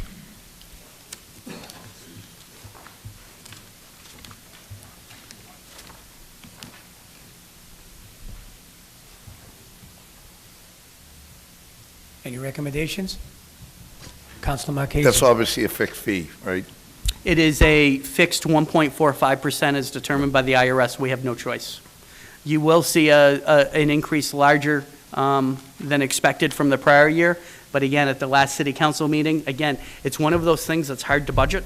It doesn't sound like it would be hard to budget, but when you factor in that we have part-time salaries, we have longevity payments, we have people coming and going, coming in at different salary levels, we always try to budget conservatively. And for the past 3 years since I've been here, I've had to come in near year end, just as I did a couple of weeks ago, and ask for a supplemental appropriation. So I know that the number that's being requested has been overly conservative year after year. So the thought was, I really didn't want to have to increase where we didn't have to, but I know that we've been budgeting at a lower amount than what we needed in past years. So the thought was, if we know that we're going to need it, let's actually put it in.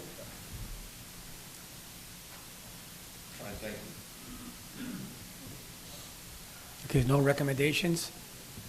Just to let people at home know, the treasurer returned $62,000. Next up is emergency 911 at Mastacola. We'll be going to page 52. Hey, how are you? Good seeing you.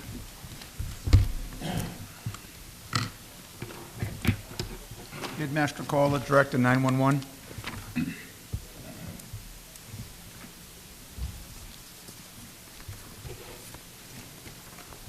think there's a...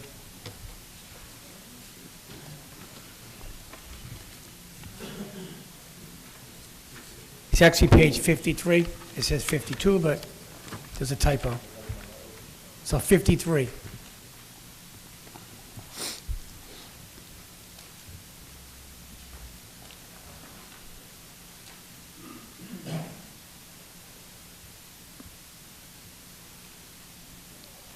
Good. Council Marchese? Mastrola, radio maintenance, where they buy all new stuff last year? That line there on page 73? They requested 100,000, the mayor gave 70, and last year they only expended about $18,000. Is that new equipment? It's a new contract with Motorola. New contract Motorola, Right, okay. but a lot of that is, not a lot of it, probably 20% will be paid for with a grant. Okay. We'll pay for, what, a grant? It's 2 grants that come into 911 every year.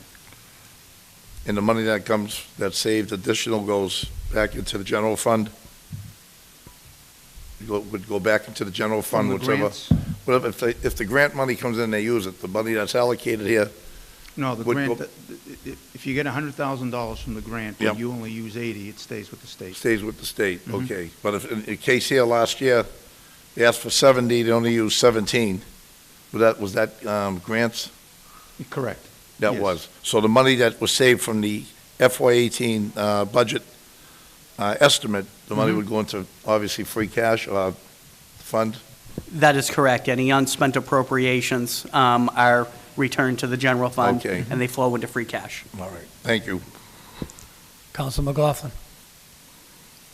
Thank you, Mr. Chairman. Mr. Chairman, through you to Mr. Mascola. Mr. Mascola, salaries, you requested $840,000 this year, $994. The mayor recommended $799,000. Did he cut was a position cut in your department? No, fully funded. So then where is the difference between It'll what you... come from a grant. So a position will be funded solely through the grant at 41,000 roughly? Counselor, you can see the detail on page 54. Okay. There was a vacant position that was budgeted for in fiscal 18.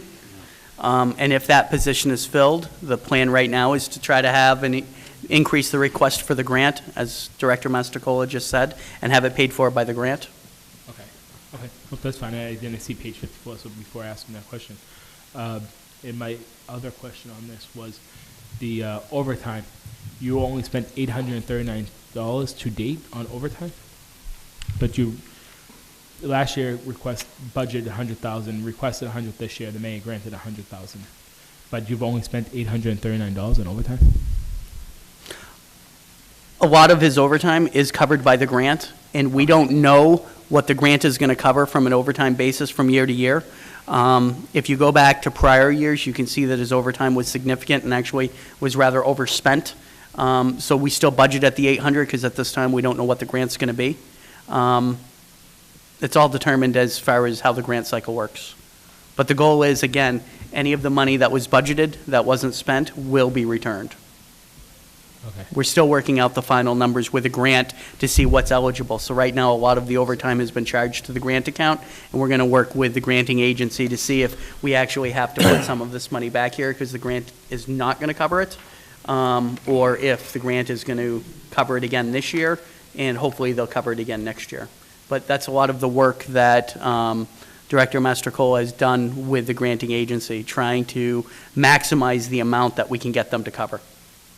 Okay. So a cut in that line item would not necessarily hurt the department because you could just come back at the end of the year and show what the grant didn't offset. As far as what they didn't offset would be the remainder balance of what you would need to pay the difference of overtime. Is that correct, Mr. Maskell or Mr. Demus? So a cut in that line item would not be detrimental to the department because overtime is paid for majority by grant. Well, then you guys backfill whatever remainder is left. I looked at that as well, because one of the things I tried to do was find all areas. I will say, though, that FY18 was an anomaly with the overtime. If you take a look at prior years, it's much closer to the 100,000. In many years, it's been considerably over.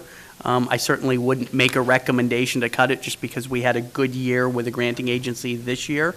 It's not necessarily guaranteed that that's going to continue. No, and I understand, but what I'm saying is even if next year is substantially not as good as this year was, you could just come back and refill that request at the end towards the end of the year, whatever the difference is from the the granting agency at the end of the year. It's more likely than not, based on the information we have, that it's going to continue. So the thought was, I certainly wanted to make any reductions where we could. You certainly could, and we could come back, but I think it's more than likely that you're going to see those overtime costs incurred by the city back to normal. Page 91. Councilor Hanlon. Thank you, Mr. Chairman. I'm sorry, Mr. 54. Mastrocola. Yes, sir. Councilor I'm Hanlon. looking at the salaries over here, and I see that there are 8 of them that are the same amount, and I also see that they're in the union, they're all at step 6. Is this their maximum step? Yes, that's So, correct. I'm just wondering why they're all the same amount, but so doesn't matter when they came in, they just have all achieved grade step 6 rather? That's the highest in the union contract, is step That's 6. where they are. But the That's where they majority are. of them have been there over Okay. 15 years, Okay, 12 thank you. years. Thank you.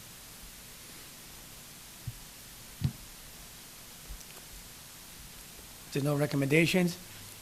Excuse customary thanks. Wait a minute. Councilor DeFlorio. Thank you, Mr. Chairman. We're still on 54, is that correct? Correct. All right. Now, most of these salaries that are here, and I'm sorry, I was out of the room earlier. These are all union positions. Mhm. Have you negotiated with the union yet for this fiscal year? We are in the process of negotiating. They are not one of the unions that we've actually come to an agreement on.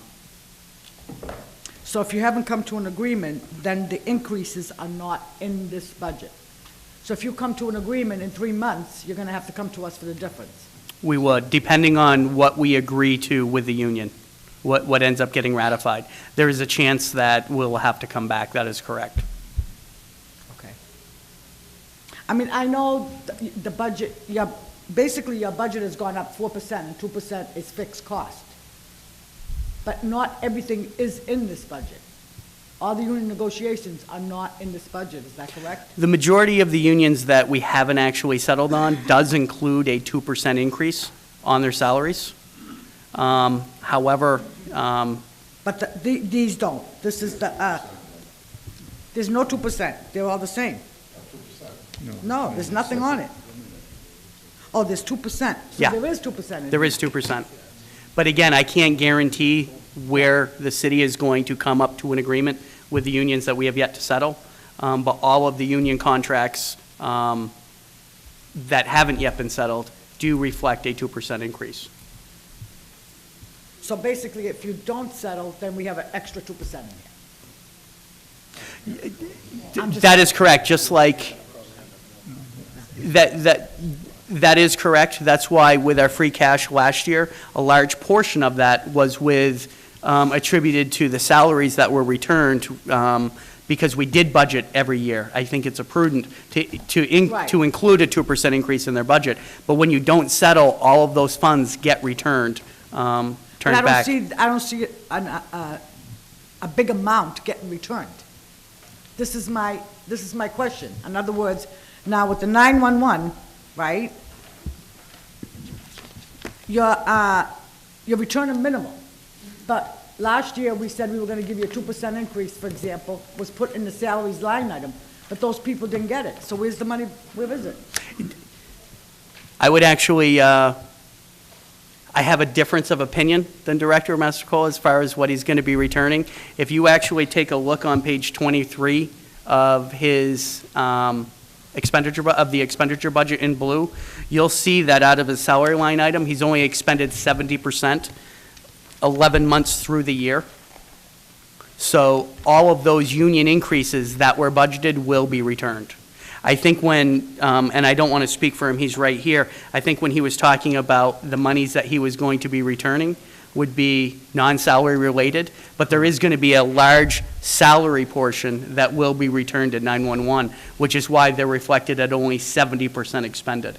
The salary accounts we don't actually encumber. So even if I know that we're going to ratify an agreement with the union during the month of June, you still don't encumber salaries. You allow them to close out to free cash, and then you use that free cash to actually fund the next year. Next year.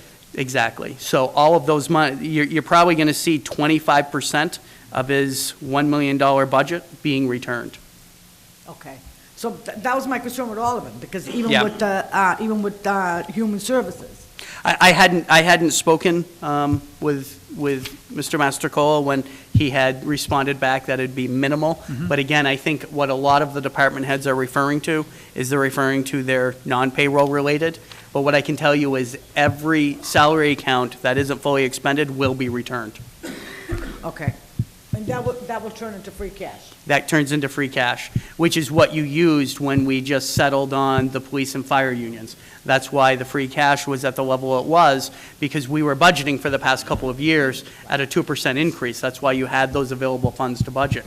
But if we don't ratify a union contract by close of the fiscal year, all of that money, 100%, I return to the general fund. We do Okay. not encumber any of those funds. All right, thank you. No recommendations? I'd like to excuse customary thanks. Thank you.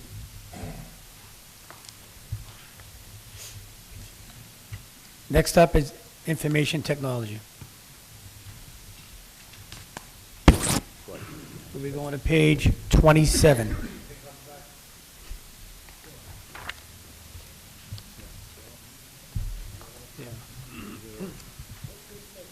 Counselor Capone.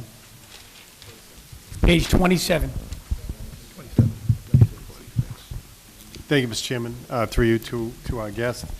I'm looking at page 27 on a couple of the items.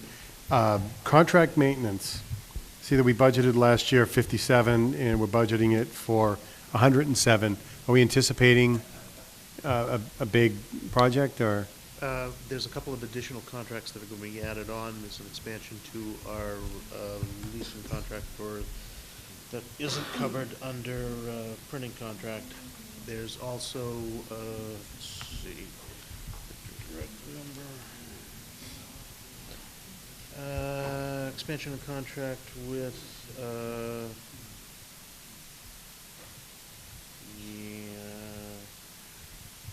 I apologize.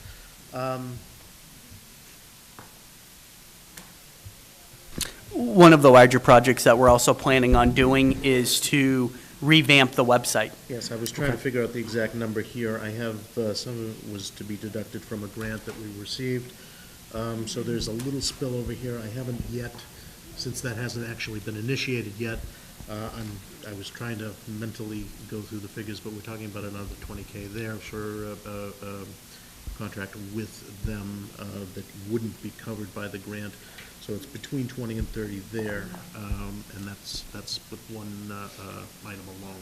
Okay, thank you. And then with regards to direct fiber data and hardware, software equipment, we're budgeting out much more than we expended. Do we expect a payment soon? Is there a large payment coming soon, or? You're talking about the line items for unexpended so far? Yeah, yes, exactly. There's basically quite a large lump sum of payment. Okay. The turn on and testing for the fiber is actually about to kick in. That we've been holding in abeyance the amount that we've been paying for that until it's actually in use. So that's going to be a sudden lump sum there. There's also going to be a few equipment expenditures that will be added into there. Switching costs, server for the police department to expand their capability there. So yes, there's going to be a sudden burst of spending from those line items. Okay. I try to hold off on stuff like that as long Sure. as humanly possible. One, so that the money is in the account, and two, so that adjustments can be made so that I don't have it locked in. I'm usually able to shave things down at least reasonably by Okay. that and get more value for the dollar. Sounds prudent, and I appreciate that. And then one other thing, this is just a curiosity. 311 expenses, what types of things would fall under that category? They have a couple, I do not include the contracts that 311 has, QSEN, for example, in general contract maintenance, just to keep them completely Okay. separate. I lumped all of those together. So one of them is our 10,000 is our yearly QSEN. That's the system that they use to account for all calls, keep track of everything. There's equipment expenditures. There's going to be a sudden burst of spending there in that I'm working on a program so that the physical presence in this building won't be as vital. It's happened over the past 2 years, several snow days. I like for them to be able to work in full capacity without having to actually come into the building when the building is essentially deserted except for them. Because of that, it's actually worked out relatively well. They can basically be at home. I want them to be able to have the full use of that at home. So we're talking about laptop expenditures, V5 points, that sort of thing. There are also, there is talk of expanding the hours as well, and I want the equipment to be ready so that, again, they'll be able to seamlessly add the extra Okay. hours and possibly extra people. Okay, great, thank you. I don't have any other questions. Thank you very much. Councilor DePiero. Thank you, Mr. Chairman. On the same line item, Mr. Dorgan, for the 311 expenses, are you expecting to expend anything before the end of the fiscal year? Yes, Is it going yes. to stay at zero? There's actually, when this was done, this doesn't reflect, for example, the QSEN payment has already been made, that's 10,000 there. There's an equipment expenditure going out this cycle for an additional 25. That's software and hardware to support remote usage, that sort of thing. So you're expecting to expend just about Yeah, I all think of the it's gonna budgeted hit amount? pretty much. I also keep about 4,000 in reserve. It's been best experience that I make sure that I coordinate with Chad, so that there's nothing, so that we don't run short just on that particular item, and I have to pillage from others. I wasn't expecting to be able to return that, but I won't actually know until probably mid of this month. And at that point, it would just become free cash? Well, if there's $4,000 left, then it'd be 4,000 returned. That's, I believe that's what it Yes. goes, free cash. Okay, thank you. Page 28, please.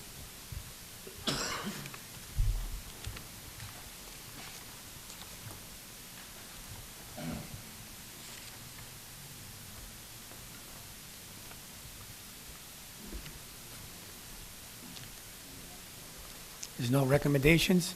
Let's use customary thanks. Thank you very much. Thank you.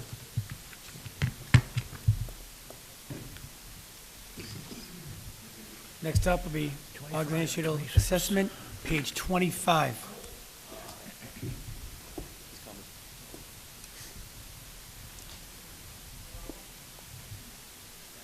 Page 25. Counsel McLaughlin. Can we ask Dr. Easy to come before us, please?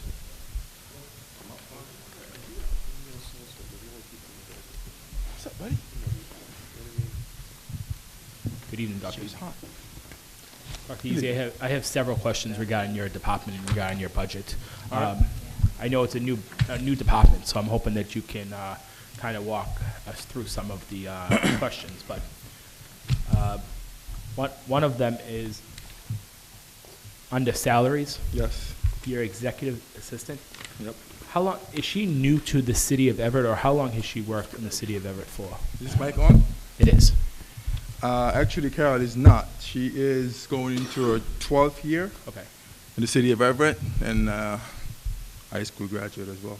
So she came from another department and came into your department? She was at the Pauling School, the high school, and the English school. Oh, so she came from the schools into your department. Okay. Question, longevity, who's receiving the $800? She is. She received it because she was in the school department? Yes. Previously. Okay. And then, I don't want to take all the questions, but I'll yield the floor to some of my colleagues who might have some questions for you, but I would like to just hear professional development. What services are out there for you? I'm assuming that's for you, but what services are out there for you to enhance your job performance? It's actually not for me. That's for all of our department heads, department members, citywide. So my department will go out and... well, there's only 2 people in your department, correct? You and her? Yes, my department. So this salary, this line item is under my department to professionally train department heads citywide and employees as well. Okay, so who does the professional training? You do the professional so training it's to from other me department heads? and or other outside sources that comes in.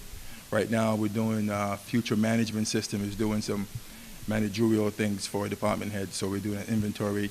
We're doing an assessment based on how your management styles may be based on what you're doing.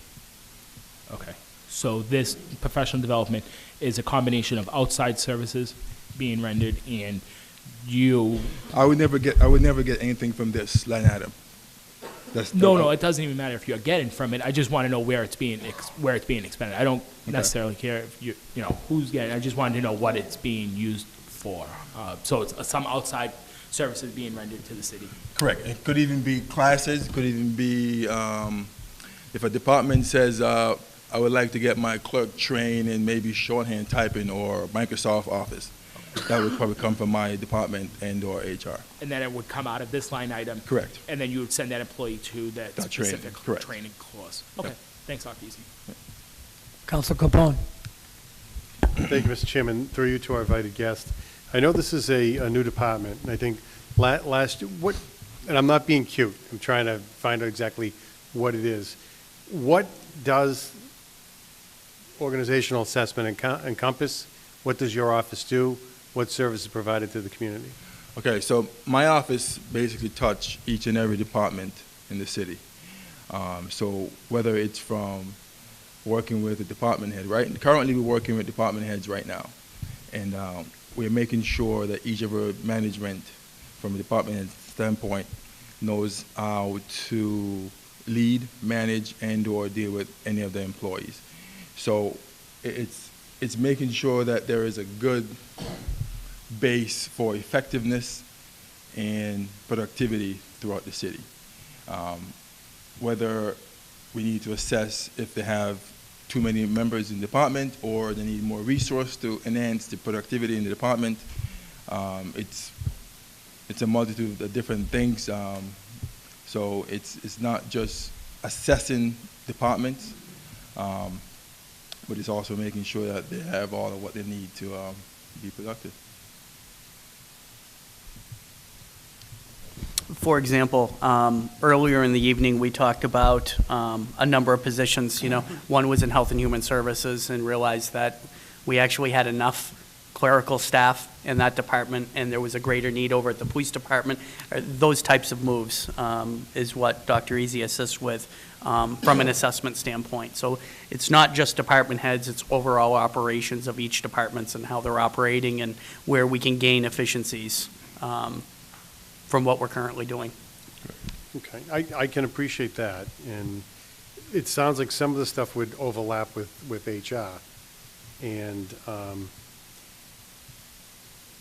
I'm wondering if the efficiency is something that we could probably do from time to time with an outside study as opposed to a whole new department. I think last year, was this funded, was it part of the mayor's office last year? Is that where this was funded last year? Yes. Okay. And so it's a whole new department now, and I understand efficiency. The city is like a corporation, and you want it to be efficient, and you want to utilize the resources as best you can. I'm not so sure we need a full-time department for this. So that's just my thoughts on it, but, I mean, I don't know if you can, either one of you can speak to that. I'm happy to listen. Well, I don't know if you're asking, is that a question or just kind of? Yeah, I'm not so sure that, the city needs a $250,000 department to do those functions on an annual basis. Okay, so if it's a question in and around whether or not the city needs that department, without me being in the department, I would say absolutely. There are several pieces of how operation actually works, right? So if you're doing this to me, I don't know what to do, because you're telling me to stay and telling me to come, right? So we have a lot of things district-wide, city-wide, that needs to be flowing in the same direction. And in many cases, HR falls under my office, right? So in this particular instance, we work closely together from employment interviews, whatever may need throughout the city. It's not just, again, it's not just assessment based on the name of the department. It's a comprehensive research of what needs to happen to give us a better handle on every one of our employees. So I would say it's well needed. Okay, thank you. I don't have any other questions. Councilor DeFlorio? I think my question was answered, but I do have one other one. I see a sign that says Encore Boston. Is that part of your office also? No, it's not.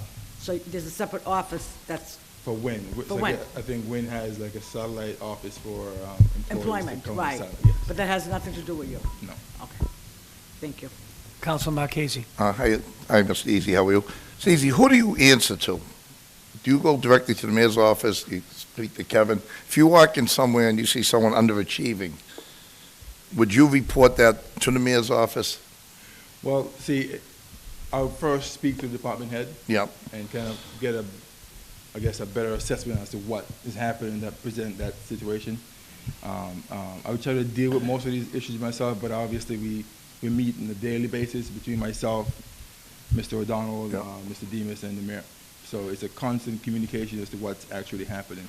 Oh, so if you felt someone's overachieving, obviously you'd refer it back to Mr. O'Donnell, and they would make a decision if someone had to go. What could you do to improve that situation? So correct. So it would be a recommendation from my office, whether it's professional development, or maybe we need to look at reassigning that person a different area, different department, based on their background or based on education. So It's kind of making sure the person is in the right place for success. Well, thank you. Yep. Councilor McLaughlin. Thank you, Mr. Chairman. Mr. Chairman, I would like to echo the comments of Councilor Capone. It brings great heightened concern to me to spend $250,000 in this fiscal year for this department, because I really think that we have many individuals throughout both the city side and the school department side that do a multitude of these functions, that have done a multitude of these functions year after year. I don't want this to become a personal issue with Dr. Easy.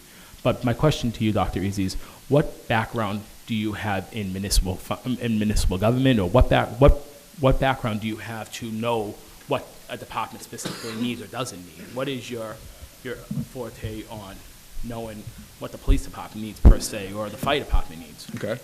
So let's address my background first. So I have an MBA, an MED in administrative leadership, and a doctorate in educational administration. Okay. Obviously, I worked at high school for 4 or 5 years. Very knowledgeable in the operations of what goes on there. And I think my wealth of educational accomplishment suits this department.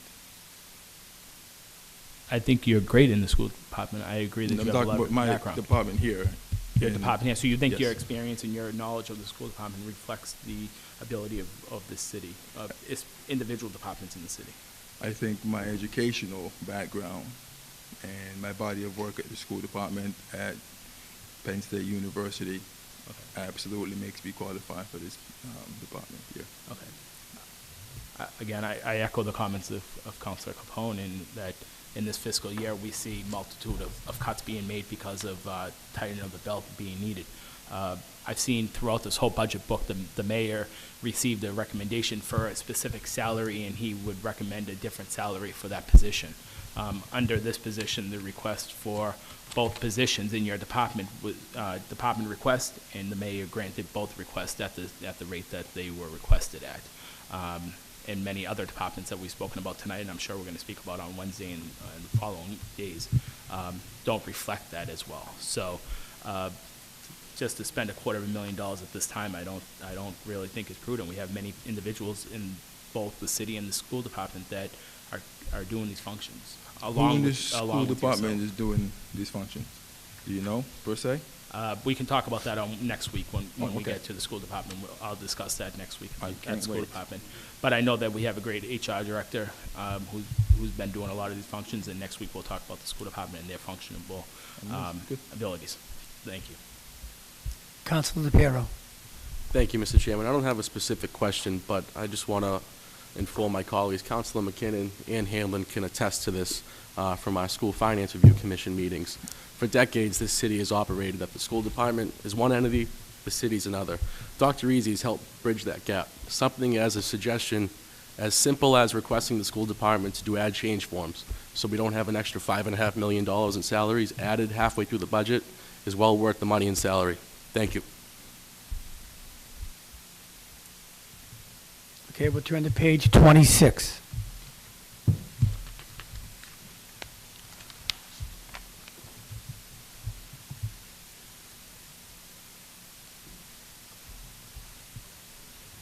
Mr. Chairman? Councilor McLaughlin. Under Executive Director of Organizational Assessment, how many other surrounding communities have this position currently in place? And did we use a ballpark figure off of those positions to create it's a new department. I'm just wondering where the salary came from for this position. I'm not sure, actually. No, I'm okay, Dr. asking Easy. me? I asked. So Mr. two-part Davis. question. Oh. I wasn't part of the negotiations as far as the salary. And number two, I have not done any research as to whether or not any other municipalities have this position. I do know that a lot of corporations and a lot of large organizations do utilize this position, but I couldn't speak offhand. I haven't done the research or looked up to see if any other municipalities, certainly in our area, are using this. Okay, so we may or may not be the only municipality that has organizational assessment. We don't have an answer to I that. could not say one way or the other. So were you were not involved in creating or negotiating the salary for this position? I was not involved in negotiating Dr. Easy's salary. So that we really don't have much to work off of, whether or not this number is in ballpark figure of Council anything McLaughlin, else. can I excuse you for 1 second? Can I have the Mayor's Chief of Staff to come up 1 second? I will I say, don't though, have a that question Mike- for him, but we can. Sure. the only thing I just wanted to add to what you say is whether or not it's in the ballpark. It is within the range of senior department heads. So, so it's not as if we don't have any ballpark figure. Dr. Easy's salary is within the range of senior department heads. Thank you. Good evening, Council. And I just wanted to add, I mean, I understand the concerns and where you could see there would be some intertwining between organizational assessment and human resources, but this city is evolving, as we all know. I mean, gone are the days where the projects were, a couple of townhouses on a leveled lot. And we need help in identifying what those needs are going to be going forward, especially when this resort comes online. And Dr. Easy goes to great lengths in planning department and working within engineering and trying to get the assessment of finding out what those needs are. And there will be further needs going down the road in all of these departments, so we can keep up with the bulk of projects that are going to be proposed of what people are going to want to do. And we're going to really have to collectively all work together to keep our fingers on the pulse to make sure we're not missing anything, because there's going to be different skill levels that are needed going forward, and Dr. Easy is helping us to identify those, so we're being proactive instead of reactive. Human resources is a complex department in any agency. If you have more than 25 people working for you, human resources are has a lot of complexities in it. And, one of the reasons why it can be overwhelming, we have several employees in this city, and our human resource department also assists in the unemployment and the insurance for the school departments. Matter of fact, I think we handle that in totality from our end. So that's an added 1,400 employees that alone at a couple cycles through the year that our human resource department of 3 people is responsible for. So, I mean, they do intertwine, and Dr. Easy does assist with that when necessary, but the bulk of it is we're looking towards the future and what's coming to the city of Everett, and identify the needs of each department and what they're going to need, from the department heads on down to the clerical staff. More experience and training is going to be needed. There's going to be new computer programmings. People are coming up and try to sell us different programs all the time. We need to make sure that every person from top to bottom has the skill set to meet head on the challenges that are going to come along over the next few years. Thank you. Council Capone. Thank you, Mr. Chairman. Through you to Chief of Staff, I think. My understanding when the Chief of Staff position was developed and the Deputy Chief of Staff position was developed was that department heads were going to answer to the mayor's office through those individuals. So I don't know, is this a duplication? Is it just additional assistance in that function? And as far as salary, the number, I have no issue with salary with the educational background this gentleman has. It's low. But the reality, I'm looking at the functional capacity and whether or not the city needs that. Is there enough overlap? Or if, rather than bringing on full-time employees and health insurance and retirement plans and all of that, that it's something that we can do from time to time with outside sources. So that's kind of where my thought process is right now. So if you could speak to that, I'd appreciate it. Yes, Council, I think it's more beneficial, and really at the end of the day, we didn't bring on new employees. We brought employees from the school department to the city side, so it really, it's a zero-sum game with respect to that. And I think, the value, as I spoke of what we're facing going forward, I says, it's unquestionable the need for Dr. Easy in his position. All right, thank you. Councilman McLaughlin. I just want to clarify that I wasn't questioning the salary of Dr. Easy. I was just asking where the ballpark figure came from, where it was generated, where it's a new department, just trying to understand how the department was created and trying to get as much fact-finding as possible out as to where everything came from. That's why I asked some of the previous questions that I asked. And just wondering if there was other departments or other cities that had this position that you took a ballpark figure from, or where it came from. That was really my only question, of not the specific individual or the salary, but where the numbers came from, seeing that it is a new department in the budget this year for the first time. Thank you. Okay, with that being said, we have any recommendations? No recommendations? Excuse customary thanks. Thank you. Thank you.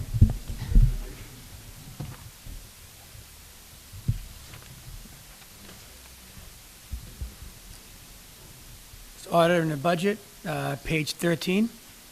Page 13.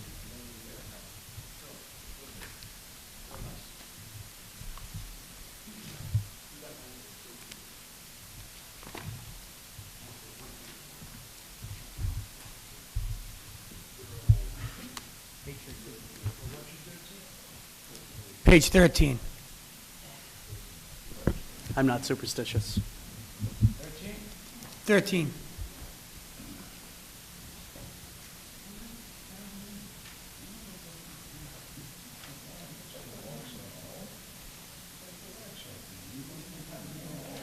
No cuts. No.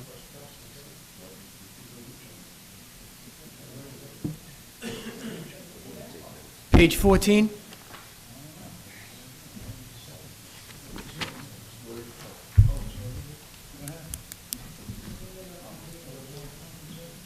We have no recommendations.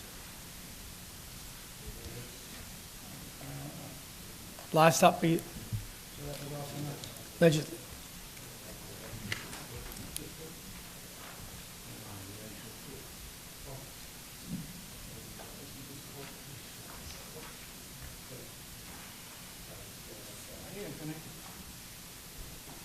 I'm sorry, where are we? Council, you. Page 13.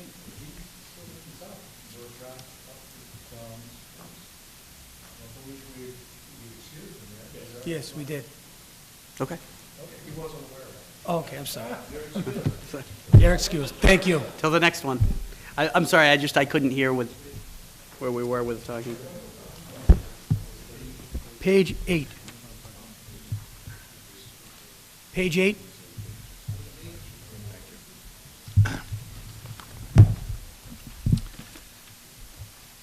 Good evening. We're going to be returning a couple $1,000s. I know it says 12, but we're still, that figure, we will be returning some money, but not quite that much. We have no unfilled positions. As you're all well aware, we just have retired our administrative aide, and we have a new administrative aide.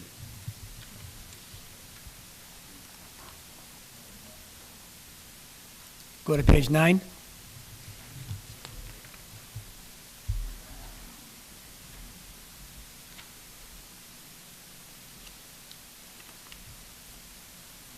Obviously, we have no recommendations. Before we close the meeting out, I just want to let the people at home know, tonight. Councilman, I believe Councilman Matusky Oh, had his hand up. Councilman Matusky, I'm sorry. Thank you, Mr. Chairman. I'd just like to say to our council president that it's been a interesting year, and there's been a lot happening, and I have to give you credit. You have been an outstanding president, and I'm glad to see that you were discussing bringing back the old school, old-time, low-level, low-cost celebration, 4th of July, Independence Day. And, you know, we went to the old, you and I have been serving together for many years. And this job has become much more entailed. And my personal viewpoint is that you have been doing a good job and making the city council the best that it can be. And I appreciate that. Thank you. If I could reply to that, Mr. Chairman. Councilman Matusky and I have served a long time together. We've spent more times on opposite ends of the fence, but I greatly respect and appreciate those words. and the job he does as well. He respects the job I've been doing, so thank you. Council Marquez, did you have a question, or? Okay. Council Hanlon. Mr. Chairman, just, if we can go down to expenses, on the reimbursable expenses, you've gone from an actual expenditure of 41,000 to 33,000.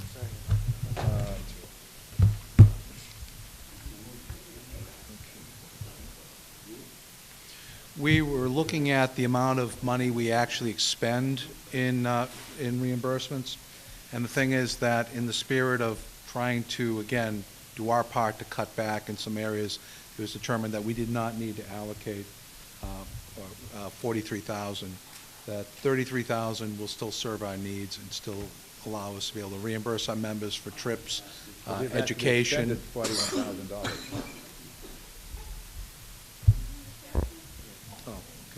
And more, we still have some to Right, but that also includes expense, it has to do with laptops and other purchases that were one time, that will not be reoccurring next year. Everybody now has their touchscreen laptops. Again, we're still committed to September, running a paperless meeting. We still have half the council that still needs to go through training on the software. But half has gone through that, and some members are now starting to submit their work electronically as opposed to a phone call or an email. Okay. All set, Counselor? Counselor Hanlon, you all set? Yes, I'm sorry, yes. No recommendations. Before we adjourn, I just want the people at home, tonight, what came in front of us, we cut the budget 100,000, and there was 439,993 returned from the departments that were in front of us today.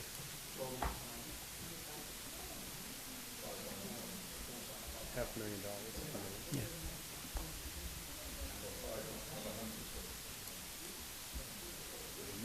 Move to adjourn? Second. Second, all in favor? Aye. All opposed? We are adjourned. Thank you, gentlemen. See you Wednesday.